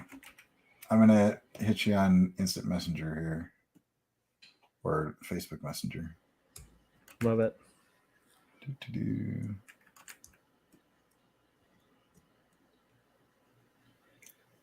Oh, All now I right. have to go find So I'll that save image. where I'm at. And once you have that sent, I can see if I can get it to work. My internet's all kinds of crappy though right now. Oh, really? Yeah. I have it as an AI, PNG, and a JPEG. Do you have a preference? You have it as an AI? It's not vector, so I don't know why it's an AI. I just have an asset folder that the client gave me. Okay, just send it to me as like a PNG. That would probably be best. You're Okay, just it's a trying to P- make the white transparent, right? Yes. And the gray. Yeah, I want the gray to be as transparent as it is gray, if that makes sense. Mm-hmm. Yeah, that makes perfect sense.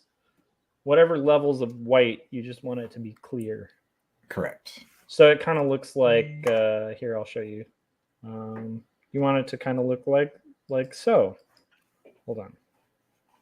I'm going to put you full screen so I can watch. That's me. Like you want it like that, right? Is that transparent? Mm-hmm. Okay. Okay. Cool. Because I still see the white background. Oh well, I just turned the white background back on, so that's why. Okay, so let me find the thing. It's a real quick trick. Could I just put on like a Oh, I got it. multiply blending mode and then spit it out as no need. It's so much easier. All right. There's a way easier to. than that. That's exciting. Oh, it's so easy. It's like when I show you, you'll just be like, "Oh, dude, cake." And I only found this out because I've had to do this with inks. Oh, Sticky Art is saying that the challenge he just did, he can use his submissions for stickers, and then he just put them up on Instagram. So that's cool. Oh, see, I like challenges where you produce stuff that where you have like is usable useful art. to you. Yeah, that's badass. Yeah. Okay, so let me show you real quick. This is just me showing Corey how to kind of make this thing transparent. So I'm going to open it in Photoshop. Hopefully it doesn't take a long time. It shouldn't be super big. It's not super big. It's just my computer's being all laggy. So we'll see. Okay. Here. Can you see that, Corey? I am still seeing your comic. Oh, there it is. Okay. So there's going to be a little bit of a delay, apparently. Yeah, that's okay. Okay, so all you do is you do image mode grayscale, which it is in, right? Uh-huh. Okay, real quick. This is gonna blow your mind. You go to channels. Oh, I never learned channels. You just go to channels. Every time somebody brings up channels, I'm in the dark. And then you do that little image mode grayscale. And I can't see your menus. Okay, so just talk me through them. So I'm in channels. Channels, and then you just hit that little rectangle right down there at the very bottom below gray. Okay. Then you go back to layers. Wait, what rectangle? Okay, so like look at the bottom of the channels, like where you see it's I'm trying to see. There's like a little mask icon. There's a little plus. There's the delete. And to the left, there's a little marching ants square. Okay. Just click that.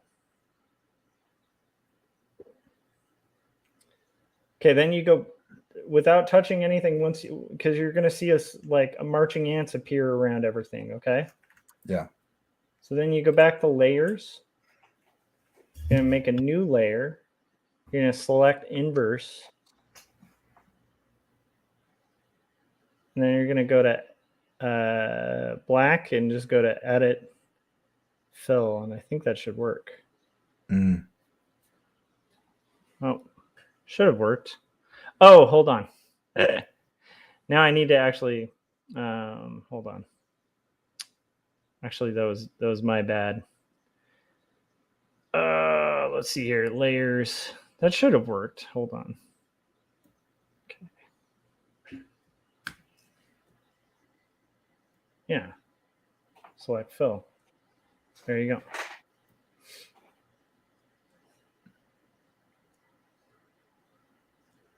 Interesting. It's not So as now- dark. It's not as dark as the other one.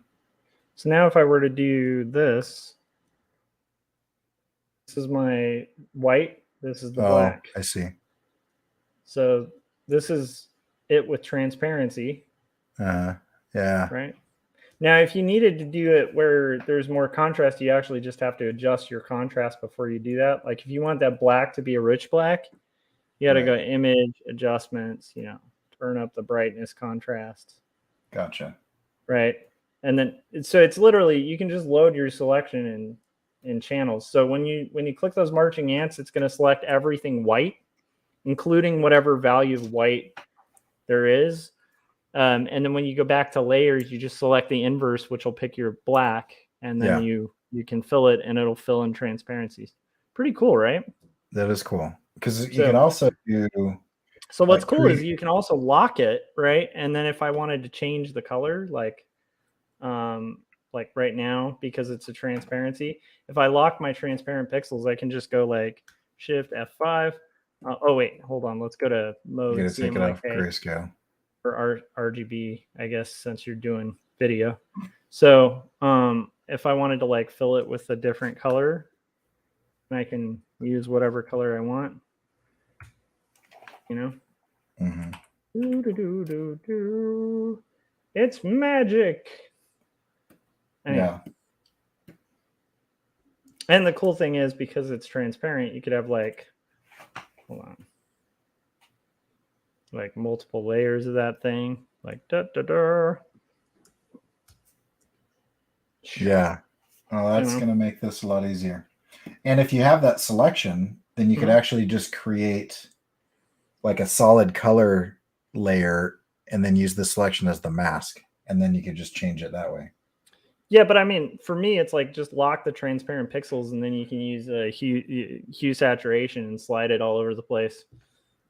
No need for masks. But that's but that's if you're doing masks that. But is a much more a much less destructive way to do it. But right. I like to call myself Captain Destructo.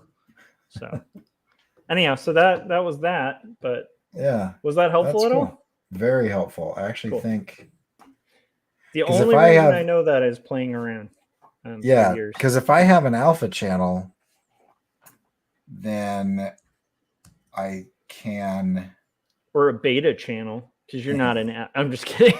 I'm trying to sound like some red pillar. I'm an omega. I don't know why they go beta. Why don't they go theta or zeta? Like go deeper into the like. You're insulting people by saying you're a second. It's like why not be a 26th? I also feel like why like I have never in my life met somebody who was like a leader type personality who walked around calling themselves an alpha ever. I've never met an alpha who calls himself an alpha. Yeah. When you meet an alpha, you know they're the alpha because they just are the alpha. Like they're just if you believe in that dynamic, it's like when you see like the big wolf, like I know there's people who like to compare human beings to packs of wolves, which is weird. But when you see the alpha in a wolf pack, they're actually rare. Like they're rarely the one that's just yapping and growling at everyone. The one who's yapping and growling is usually full of shit, in the pack. Because anyhow. So I'm just it's like the I remember pack leader thing is so weird to me as a dynamic. My dad used to listen to G. Gordon Liddy on the radio growing up. G. Gordon? I don't know who that is. G. Gordon Liddy. He was in the Watergate thing. Oh, okay. Anyway, he's the only guy that didn't he went to prison because he refused to break his oath and say what he did because he was under orders. Anyway, so then when he got out, he got a radio show. He had a radio show?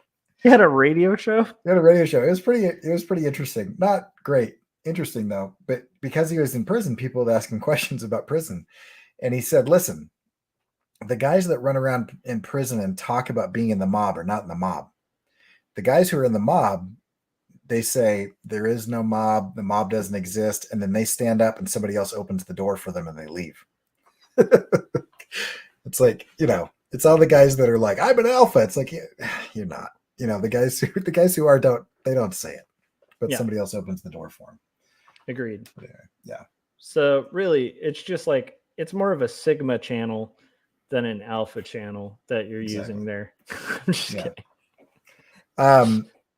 No, but I'm trying to talk this through out loud. So if I have, this will not make sense to you at all.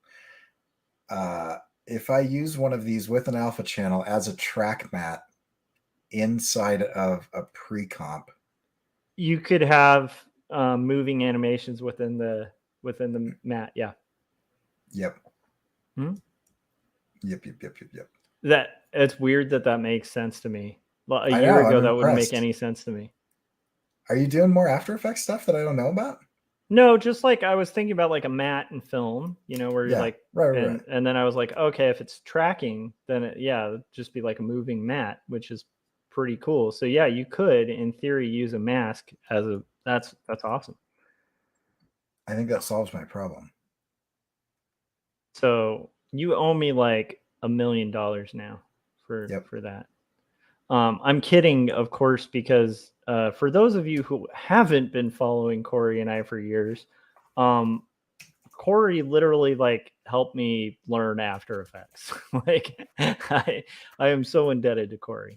But seriously, I love this.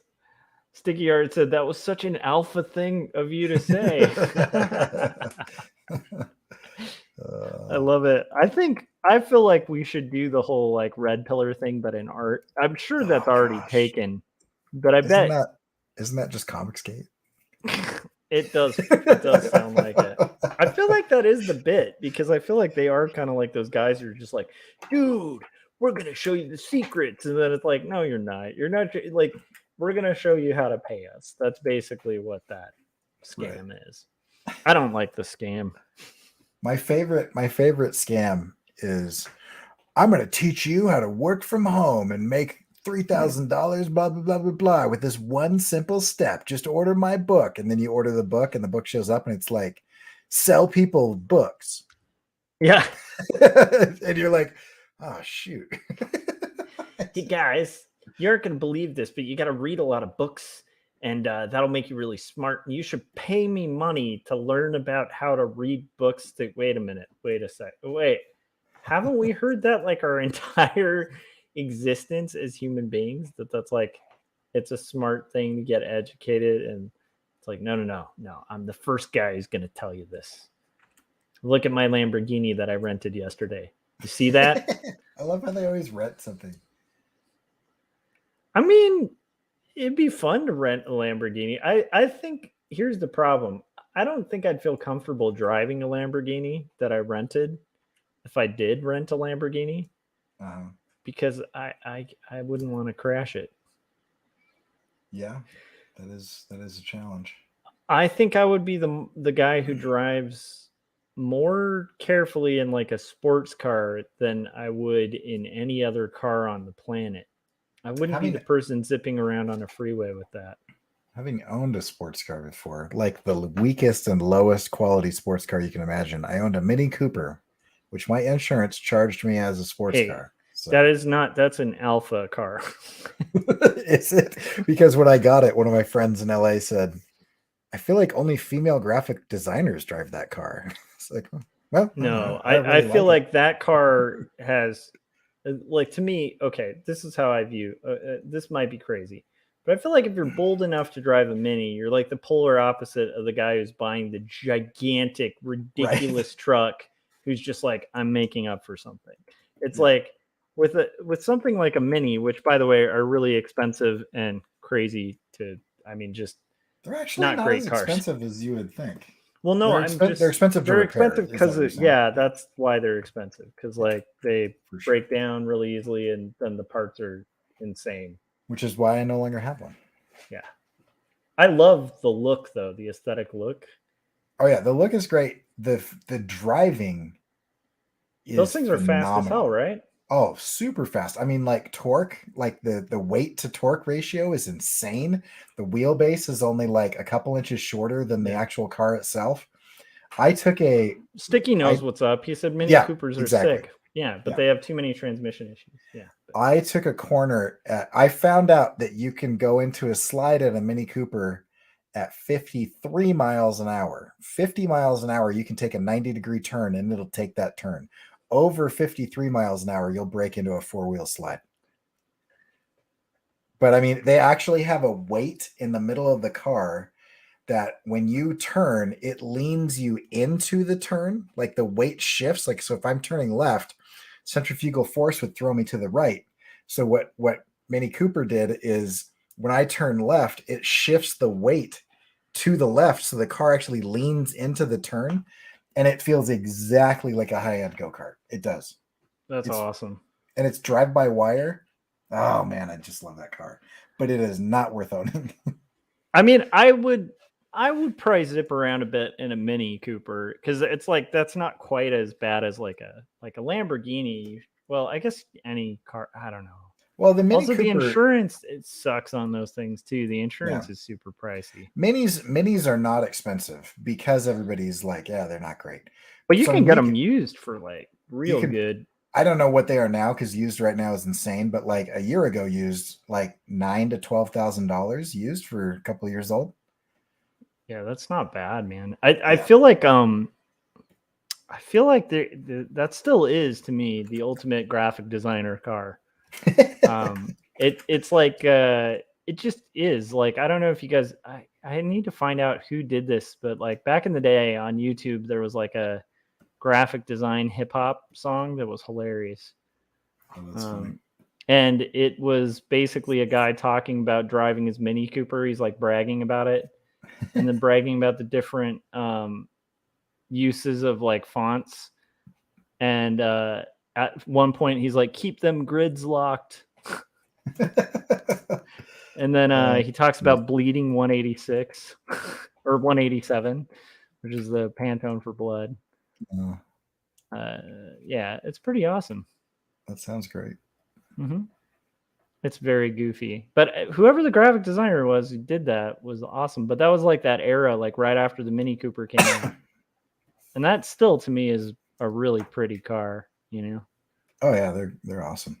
I feel like the Mini Cooper is to graphic design what the Vespa is to graphic design. Oh man, which I know you're a huge Vespa fan. As like a real motorcycle driver, I know you absolutely must love Vespas. Corey. I was just going to say how much I struggle with the idea of Vespas being anything but the lamest thing on the road.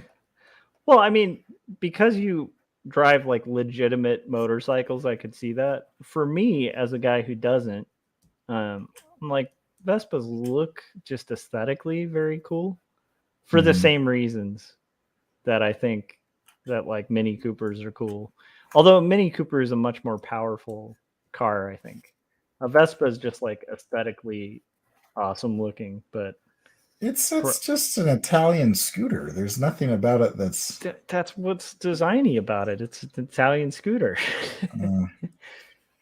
Yeah. I mean, like it's you and the chick from Breakfast at Tiffany's. You know, I mean, there's not like.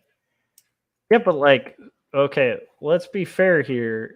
That's Audrey Hepburn, who like for graphic designer, that wouldn't be a bad person to be on a date with, is all I'm saying. Sure. Audrey Hepburn's gorgeous, man. Just saying. I want to do this. No, I'm not disagreeing with you. I want to be on a Vespa without the risks of the Vespa. You've pretty much solidified my disdain for motorcycles, though. Like I've always felt like it's a matter of time on a motorcycle till you get in a severe accident. And I was like, I've talked to you about that too, and I'm like, yeah, maybe I'm just overblowing it. And then it's like, after knowing you, Corey, I don't think I'll ever drive a motorcycle. I even stopped exercising on my bike because of that. Because I'm like, yeah, I want to get hit by a car. Oh man, that's yeah. Oh, that's what's going on. Can we do this now? Oh, I have to disappear for 2 seconds. Corey, are you still hanging out, or did you need to go? Like, you're welcome to. Probably need to go. I am enjoying seeing what you're working on, though. It looks pretty cool. Yeah, it's just not working. So I might be at the thinking part about it where I have to figure this out. Okay, Well- so that fills it. And if this has a little bit of expansion, just a little bit. So if I step away for like 2 seconds, do you want to like do a quick pitch, or do you want me to put on a trailer? What would you prefer? I can pitch. Okay. So, Corey, why don't you let people know about Shades, especially if they're first tuning in? We have Kookaburras. Oh my gosh. Kookaburra, is that related to like Kookaburra? Because anytime I think of Kookaburra, I think of Kookaburras, right? Like the song about the old oak tree. I don't know what you're talking about. There's a song about Kookaburra sitting in the old oak tree. Something. Laugh, Kookaburra, laugh. Something.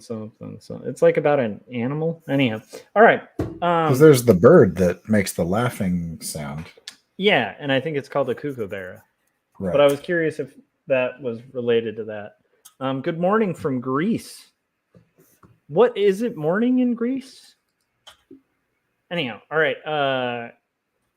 Corey, tell people where to find Shades. I'll be back. What I'll do while I'm doing that is put this on. Okay. Yeah, so I've spent the last 8 months working on an animated short that has some live action elements, and it is about relationships IRL in AR. So it's about real life relationships inside of augmented reality, or whether that's even possible or worth it. And the gimmick of it is that I got to do dozens of different animated kind of styles and things. And so a group of people and I got together, kind of the team, and we just came up with the weirdest things that we could think of. Not the weirdest things that we could think of, the weirdest PG things that we could think of. And so, there's a bunch of different like wraps on top of like what they're seeing. So it's a fun watch. And my buddy Christian Mullen was the director of photography on it, and he is amazing. So the live action stuff looks incredible, and the animation's pretty good, and the illustration styles are fun and hopefully change enough. And my wife's favorite part of it is the credits scene. So watch the little animations that go on at the end. My daughter was arguing with me. I drew a worm in the corner that's kind of like crawling in the credits. And she's like, that's not a worm, that's a candy cane. So anyway, go find the candy cane worm in Shades. And you can see that at coreykerr.com/email. Or you can go to coreykerr.com/shades, and you can watch the video itself and the little explanation of why I think wearable tech is not a good idea. So there we go. All right. So if this is, I said I highly endorse that, and then I realized I was muted. Oh, okay. I had muted my mic. But yeah, I highly endorse Shades. It's really cool. Really cool. Yeah, it was fun to do. Yeah, and it has such a variety of styles. I think it's a good showcase of just like the crazy skills of Corey Kerr. Yeah, it's a pretty cool showcase.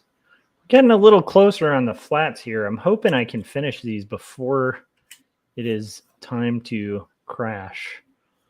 Because I don't know if you know this, Corey, but I don't do the like streams till like 5 a.m. anymore. Yeah, what stopped you? I know that you were gonna do the 2 a.m. thing, and then you stopped doing the 2 a.m. thing for a while. 2 a.m. thing's like my cutoff. So I've been doing the 2 a.m. thing pretty much nonstop for Good. a little bit. Yeah. And then I sometimes push a little past, but most of the time I stick to like 2 a.m. I think that's a reasonable. I don't know. I've found that that's like kind of my cutoff. Everything after that becomes kind of hard to navigate the next day. Yeah, that makes sense. How are you doing, man? Like on the so you're working on this client project, and then you have just finished Shades. Do you have any? Are you in that swamp of what to do next, or is it more of like just distracted by the client project to even consider it? No, I Because I'd imagine you must be aching to work on something. Like I'm almost thinking like maybe more of the yeah, I mean that's why I old started. modernity. Yeah, I started the old modernity because that it was giving me something to work on while I was waiting on like live action footage being color graded and the music being written, stuff like that. And so I've got the old modernity. I also started that the comic about time breaking, and I'm That does look two cool. pages into that. But the problem with that one is I realized that I don't actually have a protagonist or an antagonist or any story arcs. I have a concept in a couple scenes, and I think the concept is fun and a good idea, and so it's sort of there. I think this will work though. That's looking okay. Little speed graph edit. I think that could be a drip. So anyway, so I've got a few of those things going on, but yeah, I don't know. I'm going to Banff on Monday, and so I'm trying to get ready for. What is Banff? It is a national park above Glacier in Canada. Because is it called Banff? Yeah, and of all of the national parks, I think it probably is a Banff. It is Banff. Yeah, because it's. I mean, just looking online, like I live next to Yellowstone, which is beautiful, but looking at Banff, it's like unreal. Like it's like that's not. It's like when you see that crystal clear blue water, and you're like, that just looks weird and fake. It's like so beautiful that it looks unrealistic, and so I'm pretty excited to go. So it's hilarious. I just didn't know there was one that was called Banff. It's two F's, which is the difference. So it's BANFF. Oh, it's with an N, not an M. Not an M. Yeah, not an M. That's the difference between the phrase. The apt description of the park and the name of the park. Those are the differences. Is the N and a single F. Yeah. So that is hilarious. That's awesome, though. That sounds cool. When are you guys going? Monday. Awesome. Yeah. So I'm also getting ready for that. So I'm digging out the old rock climbing gear, and I'm loading up all my kayaks, and we're meeting a bunch of family up there. And so it's the first time I've been camping since I broke everything. So it'll be fun to sleep on the ground. We'll see how that goes. I'm gonna have this rotate a little bit. Yeah. So anyway, it'll be interesting. But yeah, so we're doing that, and so I'm kind of busy, and then the semester starts right after that.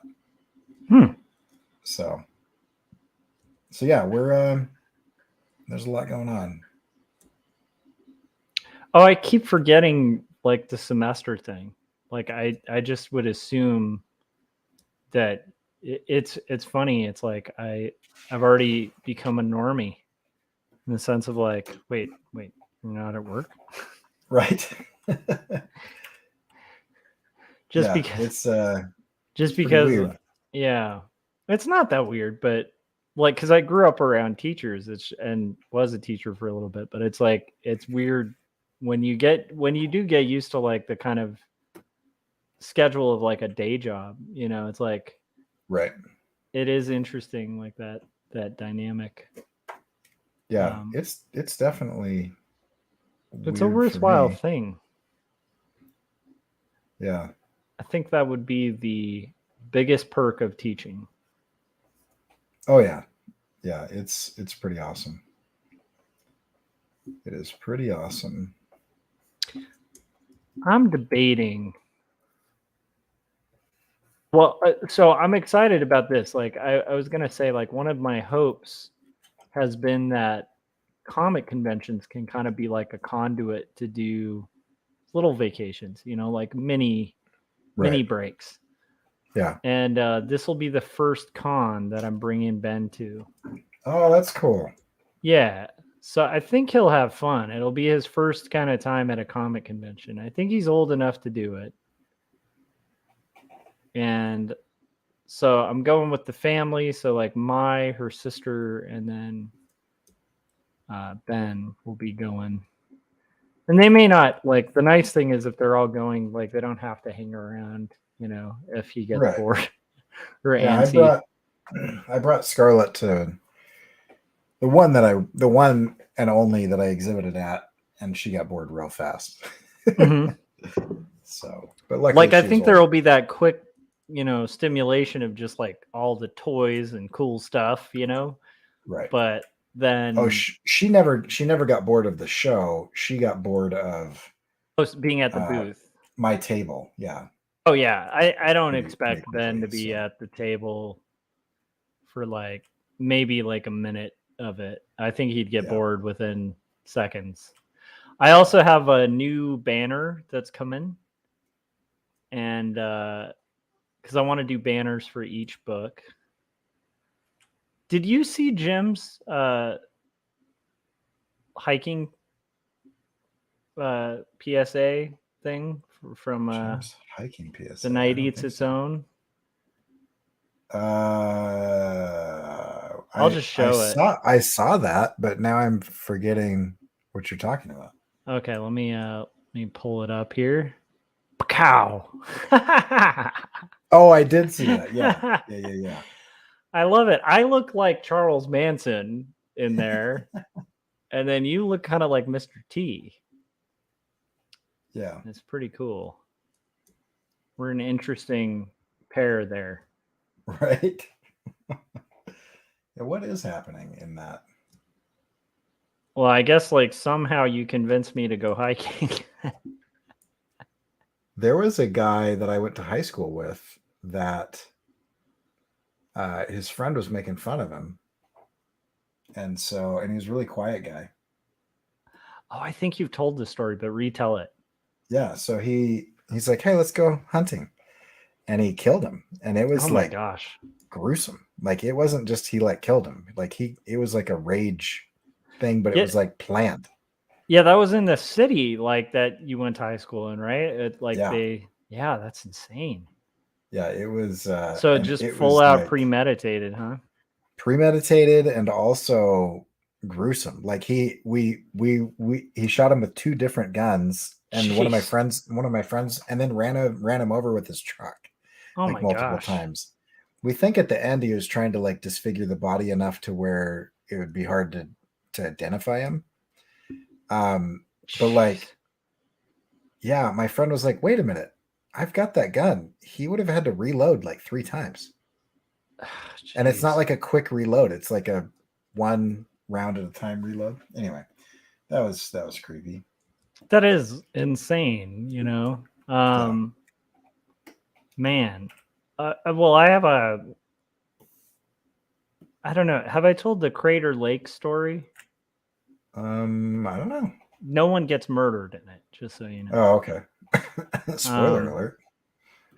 Yeah, so like my sisters and I and my family, we went on vacation to Oregon a long time ago. I think I must have been like maybe in like 3rd grade at the time, Mm-hmm. And it was like a really memorable trip. Like we did the whole drive up PCH, California, all the way to Oregon, and just kind of, so you saw the coast the whole way. It was like this really long family trip, really good memories. Mm-hmm. But we decided to stay at Crater Lake, and we camped up in Crater Lake for a little bit. And our first night camping at Crater Lake, we had like a campsite, and it's by, people who aren't familiar with Crater Lake, it is a giant crater Aptly named. that is, basically like surrounded by the levels that I'm trying to think of what that would be called. It's like basically like the outer edge of the crater is just a forest, and then the crater is filled with water, and it's a lake, right? Right. But that gap from like the edge of the crater to the lake is like a canyon,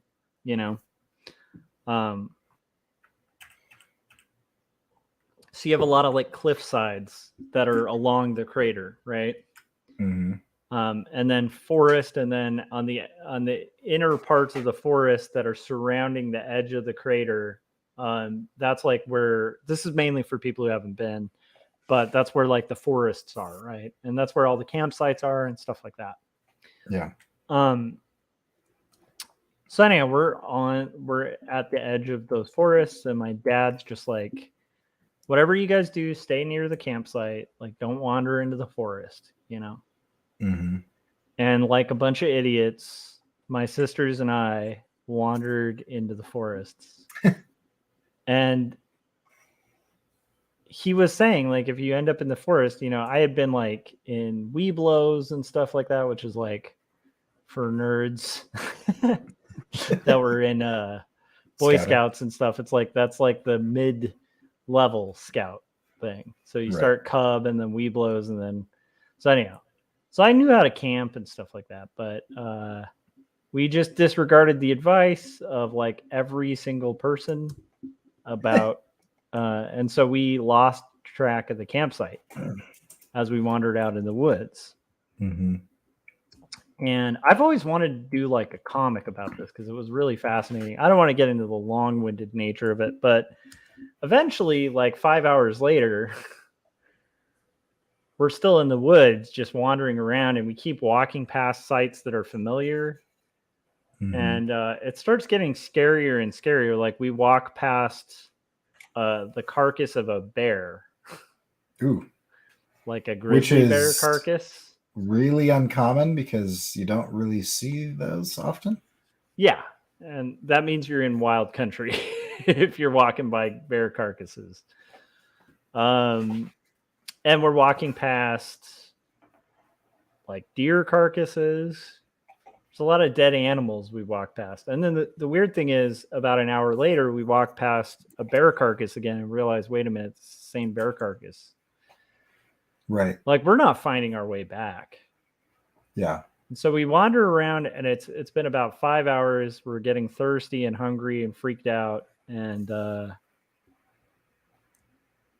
at one point, we kind of stop, like in that time that we're wandering around, we end up at this point where you can see Crater Lake. Like you can see the lake. Mm-hmm. And so we take pictures there. This is like before we realize we're totally lost. Where it's like we're posing like by this like drop where you can see the lake behind it. Mm-hmm. Anyhow, so we wander around it. It's been about 5 or 6 hours. Finally, my sister thinks she hears like traffic, and she realizes like, wait a minute, if we follow the sound of the traffic, like that's going to take us to a road. Yeah. So let's just follow the sound of the traffic. And so we do, and it's about an hour and a half to 2 hours later. So it's been like almost a full day. It's like starting to become night, which, by the way, deep in a forest, that is not fun. Yeah. When you're, in like third grade. Right.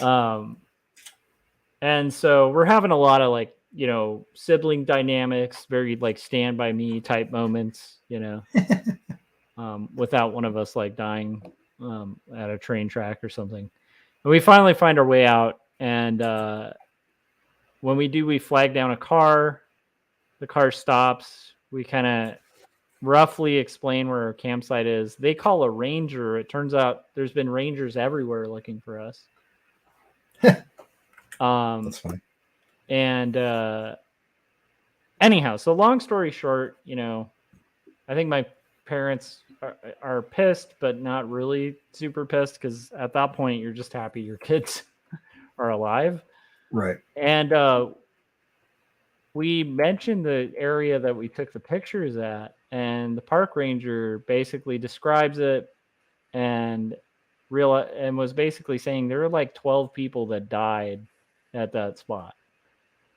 Oh, Like, wow. you guys are lucky the ground didn't give way and you didn't fall that entire Jeez. thing. So I guess Yeah. that's like a death spot at Crater Lake. Wow. So anyhow, that was my that's my Lost in the Woods story. You think there would be some kind of sign? Yeah, but this is like deep in the woods, so there's no railing. You know, it's Right. like it's not for travelers. It's not Yeah. like it's a national park, and you're in wild country at that point. You know, Yeah. like that place is not meant for hiking. Right. Yeah, so there's like railings and stuff at like most of the spots. You know, kind of like in the Grand Canyon or whatever. But this was like way off the beaten path. You know. Yeah. And I guess like, yeah, a lot of people have like straight up just died, you know, getting lost in those woods, like, yeah, falling over the edge there. That's It's pretty crazy. crazy. It's a crazy story. Yeah. Yeah. Very vivid memory. Where like that reality, the difference between, you know, advice and reality became pretty Right. obvious. Where you're like, oh yeah, there's reality to that. Like, Oh, that's get lost in the woods. That's why people keep telling me to do specific things. Uh-huh. It was definitely one of those childhood moments. It is funny though, like if you think back to your own childhood and just the amount of times, it is a miracle like any of us survive, honestly. Right. Into adulthood, and like with just some of the dumb stuff that I think people do in their youth, you know? Yeah. But yeah, that was a good one. Yeah. Good memory. Do you ever get lost in the woods? I used to do 50 to 60 mile hikes in the Sierras. Mm. And yeah, a couple times. Yeah, that's not fun, right? Yeah. And I you're think like, now it's a little easier with like geolocation and stuff if you have like your phone charged. well, like we were summiting Mount Whitney, right? And so we did the there's a short way where you go straight up, and there's a long way where you go like 50 miles in. And so we went the long way. And so we're like a week, I think it was day 8 or something. And we're summiting Whitney. So we're going up the switchbacks to Whitney. By the way, Mount Whitney is the highest point in the contiguous 48 states. So it's like 14,000 plus. Yeah. And so we're going up, and at one point it's like there's this part that's always in the shade, and so it's always has ice and snow, and people have just like carved a channel through this like block of ice. And so we are walking through this channel where like your backpack is touching like both sides of this like 8 foot high wall of ice that you're walking through. And on the other side of that, there is this guy who just stepped just wrong, and his shin snapped in half, and his shin bone is sticking out of his leg. Like, I remember you telling this story. Okay, go ahead. And so, anyway, I just want to explain that for people who are like viewing. If I don't seem shocked by this, yeah. I have heard bits of this. You've heard this one before, yeah. But it's a good one. So he tries to. There's no cell service on this side of, like, because you have to be within a tower, and like on the side of the mountain that we are, there's just nothing but wilderness, and on the other side is where civilization is. Not much civilization, like Death Valley civilization. So like it's there, but not really. And anyway, so we go up to the top of the thing and get to the very height of Whitney, and that's when we get a cell signal. So then we call, and somebody that wasn't with our group but was with us hiking up to the top they called and they got a hold of somebody, and they said that they described where this guy was, and they're like, all right, we're sending out a helicopter to life flight him out, because that's the only way you can really get anybody out. Yeah. Because it's like a several thousand feet elevation change. Yeah. You're going up several thousand feet in elevation. So like, there's no way that you could just like get somebody down, No. So you literally have to have a helicopter come and pick you up in a basket, and then they like fly you down to like the foothills, where you can then get in an ambulance or something. Jeez. And so the helicopter like then calls back. They're like hovering, and they're like, hey, we can't get to that guy, so he needs to get to the top of Whitney. It's like, well, his leg is broken. They're like, yeah, but he can die or he can get to the top of Whitney. You guys have to figure it out. Like, there's nothing we can do. I can't land on the side of a cliff, so like there's just literally no possible way that I could get him from where he is. Yeah. He has to go to the top. I felt so bad for the guy, and I felt even worse for his girlfriend, because he was in so much pain that he was not treating anyone well. Like, he wasn't mistreating people, but he was very short with everybody. Well, yeah, because you're not going to be polite when you have a bone sticking out of your leg. At that point, you're pretty. I think even the best of people are not going to be like, "Oh, excuse me, sir. Pardon me." Yeah. So he, on one foot with like a makeshift kind of splint that they tied to his leg with like rope and bandana and just a stick that they found. He had somebody on either side of him, but he was on the other side of that ice thing where you couldn't have people on either side of you. And so I can't even imagine the amount of pain that he was in as he hopped by himself on his left leg, and just imagine every single impact. Yeah. You have a broken leg that's like completely swinging free. Yeah. And the only thing stopping it from swinging is like you've tied a stick to your leg. Yeah. With like just a wilderness splint. And anyway, you're having to commence doing a hike that would exhaust the best of people. Yeah, it's not like an easy, like, I mean, imagine just having to do a regular walk in that condition, much less scaling a gigantic mountain, which is why everyone in the world who scales mountains is a freaking lunatic. Like, why? If you want to scale a mountain, here's a better idea. Make a graphic novel. I don't know, man. There's some communing with God up there to be had in the mountains. No, that was not communing with God. That was communing with the other.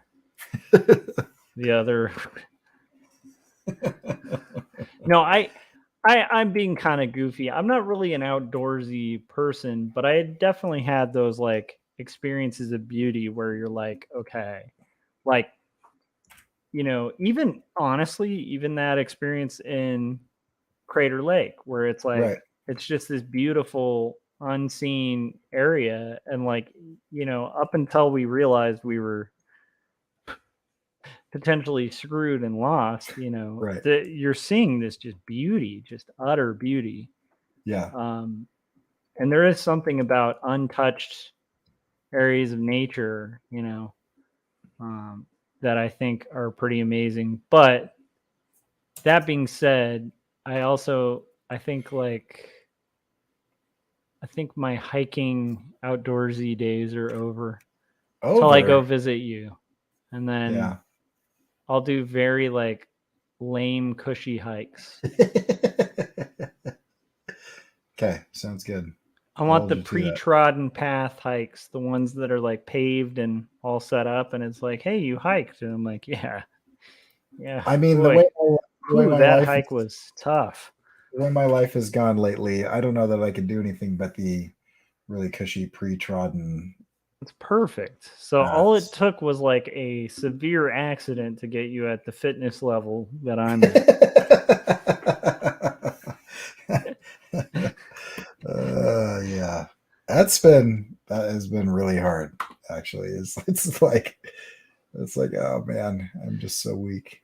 It is tough. Like, yeah, I think dealing with limitations is tough. Yeah, I think that just is inevitably tough. Like, yeah, limitations suck, yeah, but they do. they are They're part of terrible. like aging too. I've thought about this a lot, where I've realized like, oh man, I'm gonna get all dark, but it's like I feel like it is a matter of time till we start having all of the stuff we used to be able to do so easily be like an entirely different game, you know. Yeah, Welcome to the mortality stream. right. I am Joshua Kemble, and if that kind of wonderful talk makes you guys excited about art, let me know in the comments. Oh, Josh, it's good stuff. It is good stuff, man. I love that kind of stuff.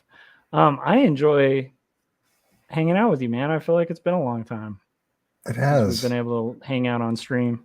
We used Yeah, to it's do been this every other day. That's true. That's true. Those are good times. They were. I feel like we were forming our positive habits that Yeah.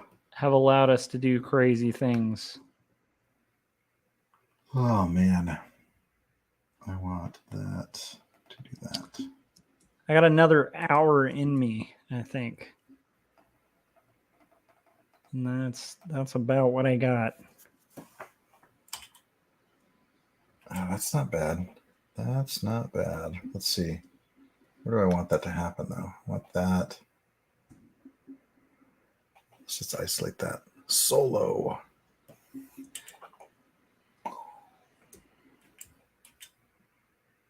Gotta make the noises or it doesn't count. No, it's cool. I was going to make a Han Solo joke, but I couldn't think of anything. That's still Because too you were like, fast. I'm going to isolate that Solo. I'm like trying to think, was there I guess in Carbonite? That would have been the joke. That's the joke. That would have been the joke.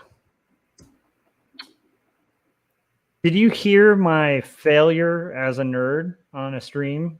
When No, I don't think so. I had a massive nerd failure. Like I could have lost all my subscribers level failure. Do tell. I was talking to Frank on a stream, Mm-hmm. and I was saying the reason I was starting the stream late was because Jeff was streaming, and I don't Right. like crossing streams. Oh, and you missed the joke. And I said, that's a deep cut. Okay, are you ready for the nerd fail? Uh-huh. I said from Spaceballs. Oh, wow. Yeah. I still have subscribers somehow on YouTube. I don't know how. I was so tired That's that I very, like, very off. yeah, that is like missing a holy grail. I mean, Ghostbusters is nerd essentials. Like, you can't not know Ghostbusters, especially Yeah. our age range. Like, Right. that's sinful. Like, I think that is, and like, there's multiple religions that I think would have that on a list I don't see why not. of sins. But yeah, I'm surprised. I was joking after making that mistake that you could see my subscriber count just disappear. It didn't happen. I was kind of surprised. I thought I'd lose like every single subscriber. That's funny. That would be hilarious if you could make a blunder so bad That everybody's like, I am out. Yeah. I think that's called being canceled, but I think you would have to. It's a But I different- a mean, different- imagine it was it's a like different not blunder. it was not like a serious or offensive thing. It was just literally like you quoted the wrong movie, dude. Right. That kind of thing. Now, would this have to grow for that to make sense? I don't know if I like that yet. It's happening too fast. Let's time remap it. You got any time remapping jokes? Time remapping. You better call Jean-Claude Van Damme. Is that a time remapping joke? Wasn't he like in Time Cop, that terrible movie? It might be too deep of a cut for me. I'm digging deep here, guys. I'm digging deep. That's not bad. It's not great, but it's okay. Yeah, it was a pretty good joke. I agree. Oh, I'm criticizing my. I know. I was hijacking your critique. Fair enough. It's like those moments when somebody's like talking about their art. They're like, "That doesn't look bad." It's like, "Thanks. I didn't think I looked bad either." It's like, no. I was talking about my art. Hijack a compliment. That's funny. Funny. All right. Here, and give me this. Do we have a thing? So we have a thing. Yes. I think. Okay. I think that's a good pausing point for me to disappear for 2 seconds again. I want to play a trailer. Do so. Okay, so we're going to play a 1-minute trailer. I can't remember if I played the one for Jacob's apartment. I think I did. But I'm going to play it again because you got to change it up and switch it up. So, Corey, real quick though. Did you see this beautiful special effect right here? This one, Corey. I know with all your animation skills, this one's just going to blow your mind. All right, ready? I'm looking. I'm ready. I did see this, and it actually reminded me of Conan O'Brien before he got mainstream. Yeah, it's amazing, and we can do this with anyone. So, and I decided on Greenberg, the critic, because I'm a nerd. It's good stuff, man. It's good stuff. All right, so here is the trailer. I know I just blew the minds of everyone with this high-tech animation. Like, you guys should see Shades. It is some good animation, but you're not going to see animation to this level. Right. Yeah, that's just this high-tech right here. Shades is easily the best animation I've seen. Oh my gosh. It explores flatness and form.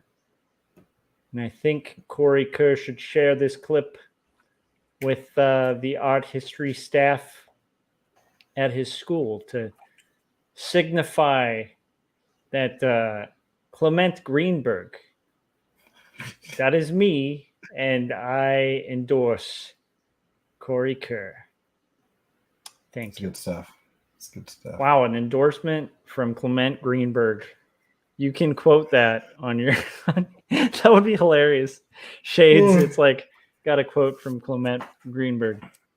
I'm gonna put it on my CV now. That's what I'm gonna do.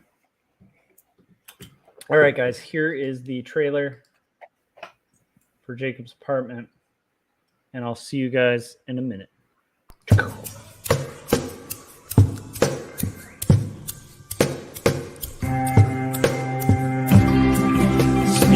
Clearly it seems that only in dreams can we these things we've seen and walk around breathing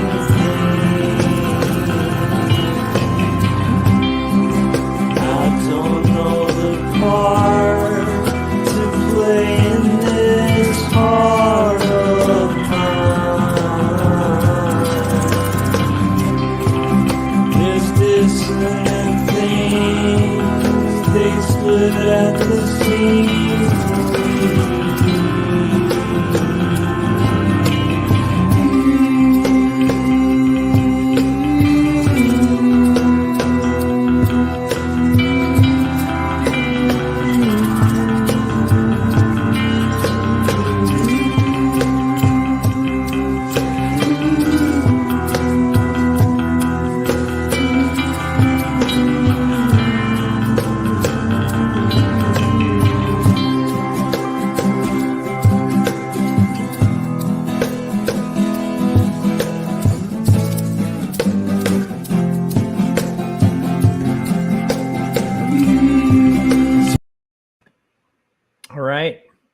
So that is the trailer for Jacob's Apartment, which you can get at your local bookstore. And I would recommend, this is something I've been asking people to do. I think a few people have. You know, you live near a library, you want to support indie comics. That is the easiest thing in the planet to do, is just go to the library or put in a request, call the library and just say, hey, can you carry this book? That's a good way to kind of share it with other people, and it costs nothing. So if you enjoy these streams, consider that. If you can't pick up the book, that's another thing, you know, ask your local bookstore to carry it and all that stuff. But if you can't do that, if that's not in your budget to like pick up the book, that's a good way to support. Just call a library and say, hey, I'd like this book to be carried. It's not a bad, it's an approach I've been thinking about. So, yeah. It's good stuff. Yeah, I'm excited about Shades, man. I'm still really impressed by it. It's like it's quite a work of art you've made there, man. Yeah, it was a good one. I liked it. Glad it's over now. Yeah. There must be a little bit, like, I can imagine when I am done with this monster of a book. Yeah. The elation, the sheer relief. Yeah, like, it's cool. And then you're also like, I'm glad that's over now. So that's an interesting thing. Like, I've been thinking about that a lot, where I am really starting to enjoy process a lot more. And I think you've been kind of in a similar boat, where there's kind of this thing with art, you know, where in a weird way, we're kind of like filling the existential void. Like, we're, you know, there's like this existential void where you're kind of chasing something and you're eternally kind of chasing this emptiness, you know? Mm-hmm. And I feel like art is like kind of like the pursuit of goals can be kind of like that activity that just is kind of like this. It's a goal, and once you achieve it, it's kind of like climbing that mountain, breaking your leg, and then you've just achieved this giant thing. And then when you're at the top of the mountain, being filled with, well, I guess if you broke your leg at that point, you're just filled with pain. But you know, if you're another person on the trek, you've just overcome this giant obstacle, and there's usually this like dead feeling afterwards. Like, yeah, because you're never actually at the top of the mountain. Like, there's a new mountain, there's a new thing unfulfilled. Yeah. And so I've started to kind of realize that with art. And I don't think the pursuit of doing the thing is a mistake or anything. I just think that, like, you know, it's a cliche, but it's like the joy in the pursuit is kind of the thing. Like, I've come to terms with that a lot more. You know, I think I was talking about it on a stream where I was saying, like, you know, like, to do a graphic novel is a giant goal. It's kind of like to do an animated short being a giant goal, where it's like, okay, you achieve it, and then what's next? You're like, well, I want to do another animated short. I want to try this other thing, you know? So I've had that a couple times with multiple goals in art. And so I think I have started becoming more comfortable with, like, I think I just like the process of doing this, you know? Stuff. Oh yeah, definitely. And kind of like much like a hike up a mountain, it's like it's like the hike, it's the challenge of it, and the test of whether I can overcome the challenge is kind of more the interesting thing, you know? I have to point something out that just happened. Yeah, what's that? Probably very few people outside of people that are watching this will even understand what's going on. My computer started acting a little bit weird, and so I said, I'll just purge my cache. And so I went in and purged the cache, and it said, Are you ready to purge 287 gigs of your cache? I didn't even know I had my settings set so high that I could have 287 gigs of cache, but Holy crap. 287 gigs?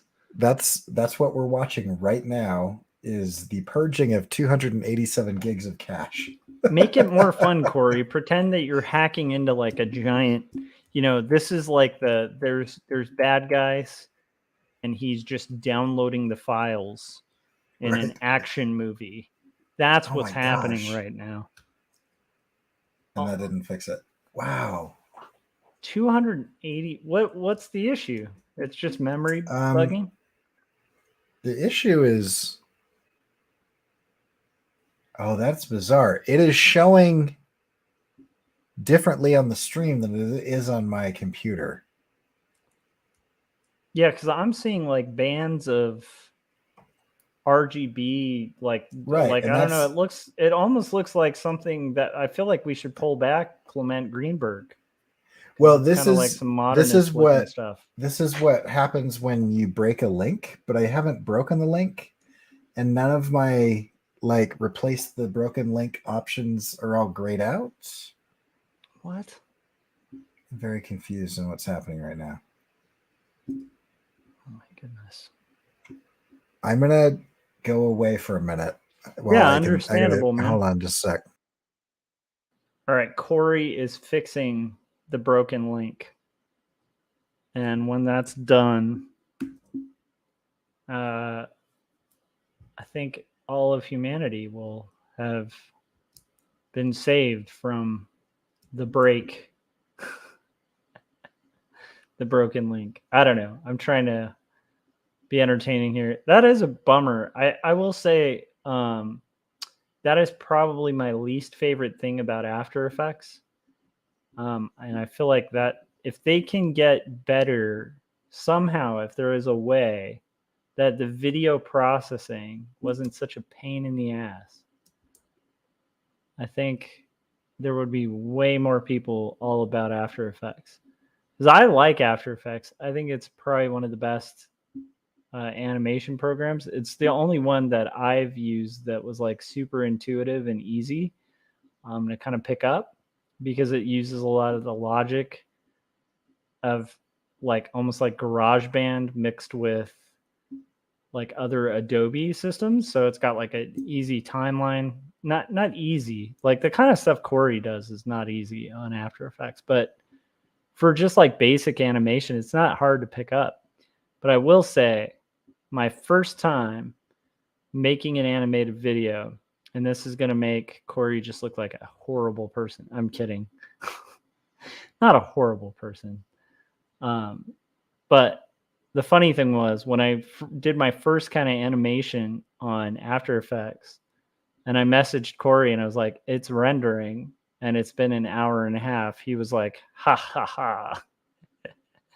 Welcome to my pain. Because like the rendering on After Effects, and maybe this is just video editing in general, but man, the rendering and the memory cache issues with After Effects are really rough. Which makes sense. I mean, it's using video, that's a lot more processing and stuff. What's funny is, Corey, I just saw in the thumbnail that happened, and I was like, that's really cool. Yeah. So I've reverse engineered something that I'm sure hundreds of other people already figured it out. Wait, play it? That's cool. Yeah, so. Very cool. Anyway, I'm sure that there's some plugin or something that I could have searched. But sometimes searching for the plugin is going to take you like hours to find the exact right one, and then it's not exactly right. And now I know how it works, and I can do it. Yeah, and the neat thing is, like, I'm not a big fan of plugins in general. Like for instance, there's a halftone thing that's really popular now. That's like people will buy just like a halftone brush on Photoshop, right, and do stuff that I learned how to do manually, right, for t-shirts like years ago. And it's cool, except if you want it custom, and then it's like a lot of people don't know how to build the halftones themselves and like control the halftones, and so it's like it's a blessing and a curse, right? Because it's kind of like taking a photo class. I'm kind of glad I had a manual photography class before picking up Photoshop, Right. because you do a lot of things in Photoshop that you can do in a photo studio. It's just much easier. But when Yeah. you understand the logic of what you're trying to do, it makes you a much more efficient person on Yeah. Photoshop. Like I've found that like the people I know who do really solid digital painting can do pretty solid traditional painting. Hmm. That doesn't always make, for like, it doesn't always work that way. Yeah. But quite often it does, because the logic of how you're building, like for instance, if you're working with like opaque mediums, right? But then you're using transparency when you're supposed to be trying to emulate something that's opaque, it can look really fake on Photoshop. Yeah. But like for a painter, they'd be like, oh, I know why it looks fake, because I'm using an opaque medium and suddenly it's like transparent, Yeah. It's just simple things like that that can really. I'm just gonna ramble. Sorry. No, I like it. I like the ramble. I love plugins, but I like the type of plugins that just add additional functionality to the software. Yeah, and understanding how to do it without the plugin will make you better with the plugin, because then you Right. know how to hack the plugin a little bit. I've seen you use plugins, Corey, to do things that they weren't designed to do. Yeah. I like that about your approach. I think you've talked about this before, but it's like you like to kind of try something and then push it till it breaks. I like breaking things. Yeah, and then you're like, oh, okay. Yeah, now I know what it does. Yeah. And I think that's pretty cool. And sometimes you'll kind of break it and then be like, oh, okay, you can do this cool thing with it that it wasn't designed to do, which is, I think, awesome too. Yeah. So. Okay. I like it. I think. Okay. I am probably now getting into the proprietary part, so I'm going to bounce. All right. Well, thank you for joining. That was fun. Yeah. It's good stuff. If you guys have enjoyed Corey's presence here, you should support what Corey is doing. Also, you should sign up for Corey's mailing list. If you guys haven't signed up for Corey's mailing list, what are you doing? Well, you're missing out. Yeah. There's only the coolest people are allowed on that list, and there's no application for it actually. So it's like a self-selection thing. When you sign up for it, you automatically become one of the coolest people. That's where all the hip kids go. Right. It's like sitting at the cool table at lunch. Just by sitting there, you are a cool person. So that's how that works. It's true. It's actually on like a bunch of applications for new social media sites.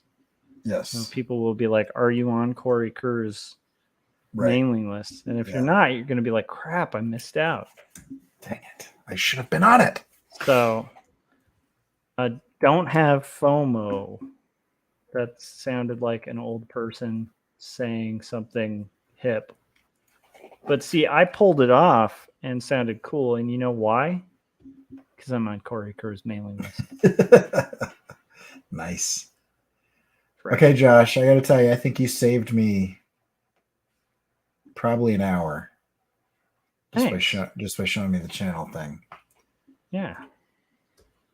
Well, yeah, that's what I do. Yes. That's what. Honestly, you've done that a million times for me with After Effects, so I was just glad to kind of return the favor. That's by the way, also, you guys should be subscribed to Corey's channel, because dude's like, he teaches really very thoroughly, can give you like a really basic and beyond basic, but like starting with the basics and then kind of walking you through After Effects. Pretty cool. And that is only see. because I what is that? Oh, that's what's going on. That is only because I just teach it as I try to figure it out myself. So Mhm. it's like getting in on the ground floor of figuring stuff out. Will that do it? Yeah. Yeah. I like it. Okay, check this out. It is done. Pretty Let me awesome. shrink that down so it repeats. Okay, now in theory, if I set like 3 of these up, then I should be able to go through all of these slides. Let me tell you something, just as an aside to your viewers who maybe don't know this, because I know you know it. The money to be made in doing really boring things is so much more than the money to be made in doing fun things. For It depends, example, but yeah, most of the time, yes. if you can, I can say this part. I am animating the transitions in a PowerPoint, what was a PowerPoint presentation that will be used to pitch investors on A thing. a business thing. And that is like nothing. I don't even understand half of what's going on the slides. Like they just gave me the text and the images. A And lot they're of just like, I'm guessing there's probably a lot of like kind of boring business acronyms and stuff on it where you're like, okay, this is yeah, insider where like stuff. I don't know. everybody in the room understands what's going on, and I'm the one that just makes it look not boring. Mhm. I'm gonna make so much more money on that than I would if I were to like spend the night in the same amount of time working on like a comic book, which I would enjoy a lot more. Yeah, I will tell you guys this. I will second what Corey is saying, and I will reiterate. Don't take paid comic work if you're getting paid a page rate unless you really believe in the story, because the pay in comics is just terrible. Unless you're doing like what Scott Serkland does, and you're doing like he had a client that Yeah. was not like one of the big 2 publishers, and it's good stuff. Jerifus in the chats from Twitch actually said good info. Cool. Yeah. And I'll tell Jerifus, you. if you want, man, I've got like most of my followers and subscribers are on YouTube. But anytime I have somebody on Twitch like cruise by, hit that follow. I'm trying to hit that. I'm trying to get the followers up on Twitch, even though I have a feeling Twitch is probably not going to be my thing, because I'm I don't getting know, some man. traction on YouTube. Yeah, But no, yeah. you're getting traction on YouTube, but I think you've got a unique voice, and Twitch is a good place for unique voices. Yeah. Oh, cool. Yeah. And Jerifus said for sure already did. Appreciate it. Thank you, sir. Yeah, like it's I think that like the game with comics like is, do you create your own stuff or do collaborations where you really believe in the project and don't just do them for exposure? Like it has to be something you're really passionate about that you really love. If you're not doing comics for love, what are you doing them for? Like there's literally no reason beyond that, and as far as I'm concerned. Now, if that's like the only way you can make an income doing art, then like cool, like do it, but it's like I think there's just, like Corey was saying, there's just so many other avenues that are way more lucrative. Yeah, if you're in it for the money. Yeah. Which I normally don't take on. Like I don't take on work like this typically. But gas prices shot up, so. And whenever you do take on work, like it is always shocking to me, like when this is like a long time ago. Good example of what Corey's talking about. So like I remember doing like all these illustrations and making an okay rate. And then at one point getting hired to do like illustrations of like yoga for like Women's Health magazine in Australia. And one illustration for that paid me more than a graphic novel would pay. Like one drawing, Right. one spread. And it was like diagrammatical illustrations of yoga. You know what I mean? Like there's, yeah, The nice thing about it though is drawing comics probably got you to the point where you were proficient enough to be able to do that well. Oh yeah, I mean like they were crazy illustrations. I had to do like isometric perspective shots of like a park and like a cutaway of like a building, which again like Right. a lot of that was stuff that like I had experimented with sequential art. So, but it's still like one of those things of good to know. Ujerifus has a good question. Yeah. Dream project. I'm going to leave right after I answer this question. So you go first. What's your dream project? Oh, what my dream project is what I'm working on right now. This is a dream project. Working on great comics to me is the dream project. Now, in theory, like the result of the dream project, the dream of that would be it results in like a giant amount of option money. And honestly, I've been watching this might be kind of controversial to say, but I've been watching Sandman on Netflix, and I've only seen the first episode, so I don't know. But I grew up loving the Sandman. Like I got introduced to it in junior high, and seeing the adaptation that Netflix is doing, it's just incredible. Like so far, it is so good. Like to me, that would be a dream project where you have your own property, like what I'm working on right now, and then it gets licensed and adapted well, and you get that like awesome licensing money, and you get to see, your own vision kind of come to life. I think that's kind of a dream project.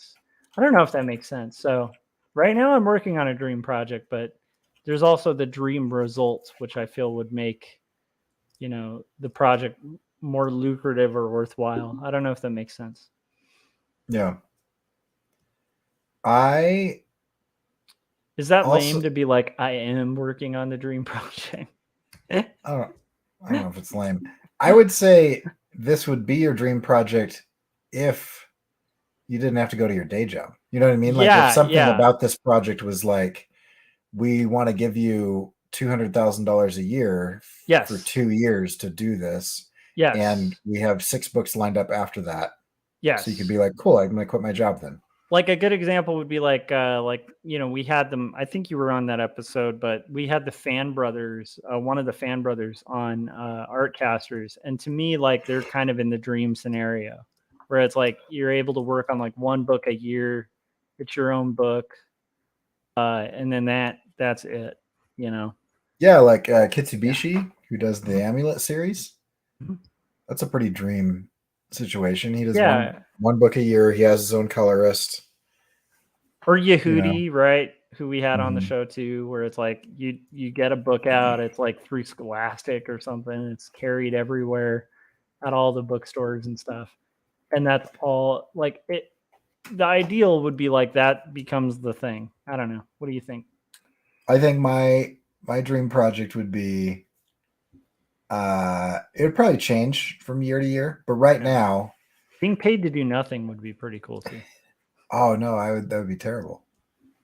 I think that would be awful. If you're contractually obligated to actually do nothing. Oh no. I'm just saying like, if you're obligated to do nothing, that would be hell on earth.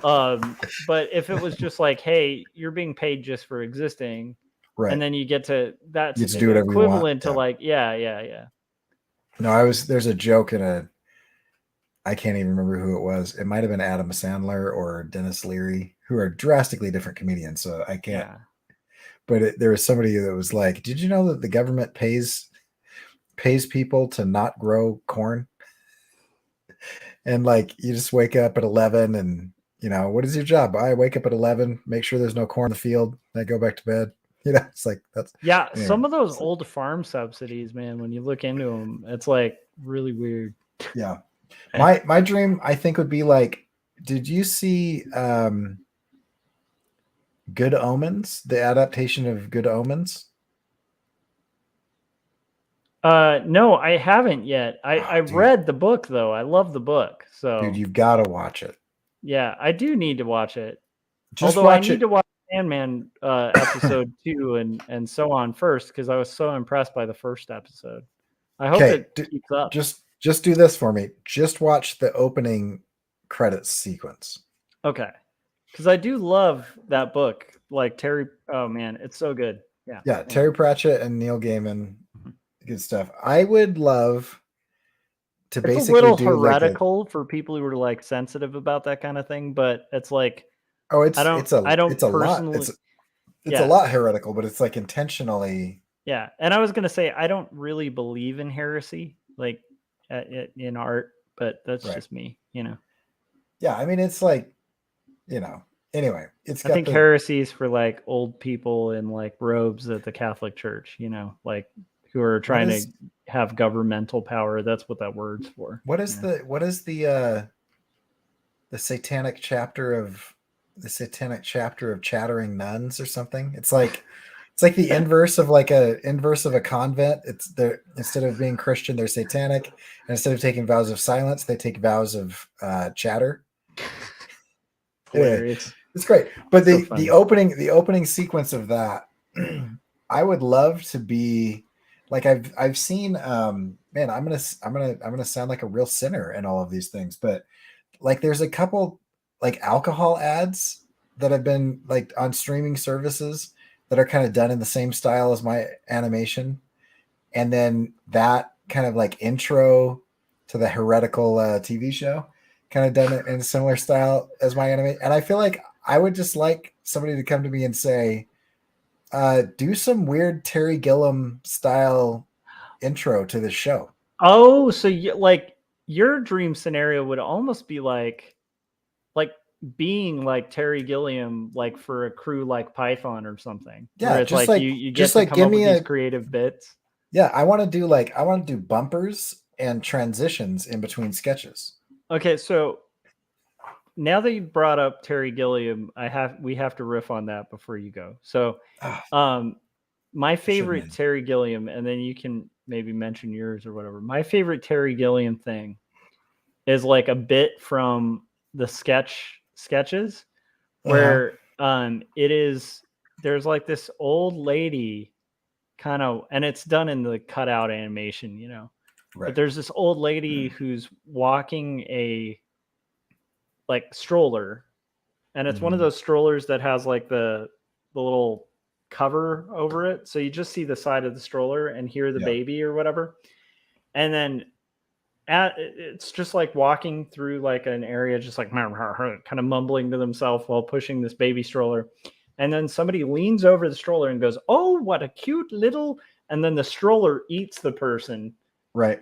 And it just goes, and then they just continue to walk. And then another person comes by and goes, "Oh, what a cute little," and it eats that person. And it goes on for about like 5 minutes.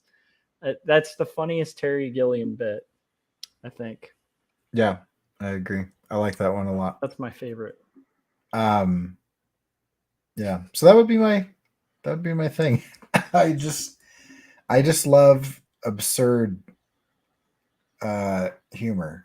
And so I would just love to do just weird, like, the one I did recently where it was just oh my gosh, he's saying hundreds of bumpers from Adult Swim are missing. That sucks. My gosh, I wonder what happened to him. It's brutal. But yeah, like all of the little bumpers for like Nickelodeon and Adult Swim and all that stuff. I'd love to just, they're like, hey, just, do something weird. Like Liquid Television kind of stuff. Oh man, Liquid Television, I think, is one of the biggest inspirations in my artistic career. That is some weird stuff. I love it though. I think that is appropriate too, Oh, for sure. Well, cool. Well, thanks for hanging out, Corey. It's been ironically like kind of the animators. I guess not ironically. There's nothing ironic about that, but it's kind of, I guess, providentially, it's been interesting, like that all my animation buddies have been on this one. Yeah, I didn't know Jim was on. I'll have to go back and watch his part. Yeah, he was on earlier, and the first thing he did was plug your animation shades. Jim's a good dude. He's old school too. He like called me on the telephone to talk to me about it instead of like leaving a comment. Oh, that's kind of rad. Yeah. I'm weirded out by that. I'm like, people talk on the telephone. Right. I'm kind of kidding though, because I actually, I tend to actually dislike texting. With like, I don't know why. For some reason with you guys, I'm more comfortable with texting. I think because we've become friends over the interwebs. Right. But I think I annoy a lot of family members and stuff because I'm the person who like, I want to talk on the phone. Yeah. People are like, why couldn't you just text? I'm like, I hate texting. I hate it so much. I like it for how I use it, which is like really short bits of communication. Or, and this is probably unique to my relationship with my wife, we often fight better via text than we do in person. Because it removes a lot of the immediacy of what's going on, and each of us gets to have like a moment to like think through our response. And so it's a little bit asynchronous, which kind of takes some of the heat out of it. It's interesting. But yeah, for the most part, if it's going to take me longer to type it than it is for me to like say it, I'd rather just say it. Yeah. I'm kind of there. But I can say I can understand that. Like, okay, so I've gotten in a couple debates on stream, which I'm not gonna, do as often as was happening. I don't think they were really intentional when they were happening. But one thing I do like about that, that I could see being an advantage with text as well, if you're having conflict, is the ability to like have a record, so you can be like, hey, like that is what you said or whatever. You know what I mean? Like Right. That's a very advantageous thing, when you're in conflict with somebody, to be able to say like if you have it written, you can be like, no, like read what you wrote. The only downside I could see with conflict and text is text messages, and pretty much every form of text misses the nuance and subtlety of communication. Yeah. So you get a benefit from that because like there's no nuance or subtlety. So like it would be harder to kind of, I don't know. It's an interesting. Why am I riffing on this so much? I guess it's just an interesting thing where it's like the thing I like about text is it's so immediate. The thing I don't like about text is like it can miss a lot of nuance or intention. Because I've definitely seen conflicts spring out of like, somebody reading intention into something in text that was not there. Like, like I've literally had people think I was being sarcastic or something with a comment, or like when I was just like being very literal in writing, or like thinking I'm being literal when I'm being sarcastic in writing. So I don't know. Yeah. But I agree with you in general. I think there is an advantage to having a record if you're having conflict with people. However, not to get all biblical with that business, but it is good to have a method to clear that record, because love keeps no records of wrongs, Oh yeah. Well, I also think like using like Signal, which has end-to-end encryption. I just really am totally uninterested in having like Zuckerberg know what I'm saying to my wife in a fight. What is Signal? Signal is a messaging app. I've actually I've actually toyed with the idea of trying to convince you guys to get on it, because you can send, it's end-to-end encryption, and so You ever it's worry with companies that advertise themselves as like encrypted and secure though? Because a lot of those end up having like mass leaks. yeah. I mean, there's still always that possibility, and I follow the rule of I never will send something digitally that I'm not comfortable having be public, Yeah, just because it can still happen. yeah. But you can send disappearing messages. You can set up rules to like clear stuff out. Huh. There's like the FBI, the CIA, and the police would have a very difficult time, even if they had access to your phone, to get into those conversations. Not that I'm saying anything illegal or whatever, but like, See, even I that statement makes me think, okay, so the FBI and the CIA probably own Signal. You know what I mean? Because like, who would Right. want that information out there? The FBI or the CIA? yeah. Anyway, That's But- funny but though. there's- That's interesting. yeah. I had no So idea. I am moving away from.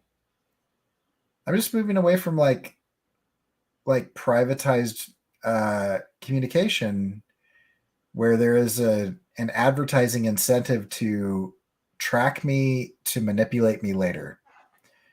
And so I just really am moving away from like, Google and Facebook and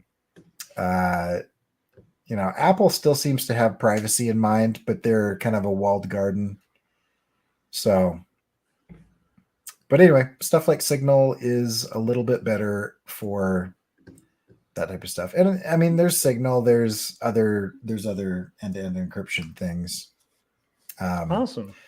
But I think I've just been reading a lot of stuff. I don't know, because I mean, like, I hope to continue to evolve and learn and grow Yeah. in my opinions and my thinking. And there seems to be like, a mood and culture out there of like trying to destroy people for stuff that they thought or said years ago. Yeah, that's true. And I mean, I would hate to have a record of the things that I thought when I was 17, because everybody's Oh an my idiot when they're gosh. 17. You know what I mean? Yeah, no, my teenage self would have been. Yeah. Pretty... I mean, just think of all the little edgelords that we used to be running Yeah. around being morons, I mean, so- used to be. No, but I mean, I think like, We're much, yes. me 10 years from now might not like what I think about things. And I hope that I learn more and Yeah. that my opinions and thoughts on things improve and progress. And so, Yeah, I mean, you need that ability, I think. Dude, okay. Well, I think that this has been, Jareth has said you are allowed to grow. Yeah, I think people need to be Right. allowed to grow. and that's why I think things that give you the ability to have privacy, Yeah. and the ability to have protection of your communication are important. So that's why I like stuff like Signal. I love it. All right. Well, it is 1:56, and Corey, thank you for keeping me company, man. I finished my page. Yay. This is awesomeness. I didn't think I would get through it, but I got through the whole page. That is exciting. Flatting the whole page. So on to the next page next time. And Corey, thank you so much for hanging out with me, buddy. Yeah. It's been a really fun conversation. It's always fun hanging out with you, man. All right. Well, so if you guys are watching this, a great thing to do is hit. Adam said, "Is this live?" Yes, Adam. We're just about to close out, but yeah, it was a live one. Okay, so You were saying a great thing to do. Yeah. So a great thing to do is subscribe to Corey, subscribe to me. If you haven't yet, hit the bell so you get notifications when we're about to go live. Tomorrow should be pretty fun. We have art casters, and that should be on my channel. So make sure you've hit that bell so that you're notified when we're about to go live. And I just said tomorrow, and it's actually later tonight. So I know Adam said, darn, I just showed up at the end again, hoping to rewatch. Yeah, well, we'll have to have you on. Oh, Adam, what do you think of the lights? I'm excited about the lights. I've been making a big deal of it. But I like the lights. I think they do. I think there's a reason streamers use that technique, because it's a little better than like if I green screen it or something. I'd rather just have the environment kind of natural, but a little more fun. Yeah, I think it's cool. All right, so that's pretty much going to do it. If you guys haven't yet, let me do this real quick. I'm going to go to here, and then I'm going to try doing this real quick because I didn't mention these throughout. But go to youngandthedead.com and support youngandthedead.com. Corey has a variant and I have a variant cover, but you should go support Scott Strickland's his Kickstarter. And then if you haven't yet, hit subscribe. Did I just say hit subscribe? I'm so exhausted. Make sure you buy Jacob's Apartment, which is my comic that is about the kinds of questions that can shake even the strongest of faith. It's kind of like if you took Eternal Sunshine for the Spotless Mind, you put them in a blender and kind of mixed it with Ghost World. It's got that kind of feel to it, a doomed romance comic, and it's worthwhile. So buy that from your local bookstore or online at booksellers everywhere. And lastly, Two Stories, my graphic novel that talks openly about faith and mental illness. And that is pretty much my wares. And lastly, I want to let Corey close it out because Corey has just launched Shades. And Corey, why don't you pitch Shades one last time and we'll close it out. Yeah, go watch Shades. It's on my. That's it. Go watch it. It's a few minutes long. It's 6 minutes long. So, yeah. And you guys are missing out. Not a huge commitment. Yeah, you're missing out if you haven't seen it. Yeah, it's got some of the most interesting scenes I've illustrated, I think, to date, and it's a collaboration, and it's a mixture of live action and animation, and it hopefully will make you think a little bit about some of the technology that you're using, but if anything, it's fun to see the weirdness of it. So go check that out and watch it till the end, because there's fun little animations in the credits and little Easter eggs in the credits as well. So you can just check that out on my website, which is CoreyKerr.com. And you can go to CoreyKerr.com/shades, or if you want to sign up for my newsletter, go to CoreyKerr.com/email. Yeah, and I recommend that because I've talked about ye olde modernity, but that's the easiest way to kind of keep track of that comic and what Corey's doing as well. All right, guys, that'll do it. I will see you guys on the next live stream. If you guys are digging these lights, consider obviously it's probably too late at this point for super chats, but consider super thanks on YouTube. This is a possibility of where you could kick in. I think I got a super chat this time, and I think if I got like 3 more, it would cover the cost of the lights, which is kind of awesome. Cool. And honestly, I appreciate everybody who's watching and stuff like that. If you want, if that's too much, do the library thing. If that's too much, just consider buying Jacob's Apartment. If that's too much, hit the bell, whatever you can do. Maybe just make a social media post or something to support Corey, support me, support indie stuff. That's honestly whatever ways you guys can help.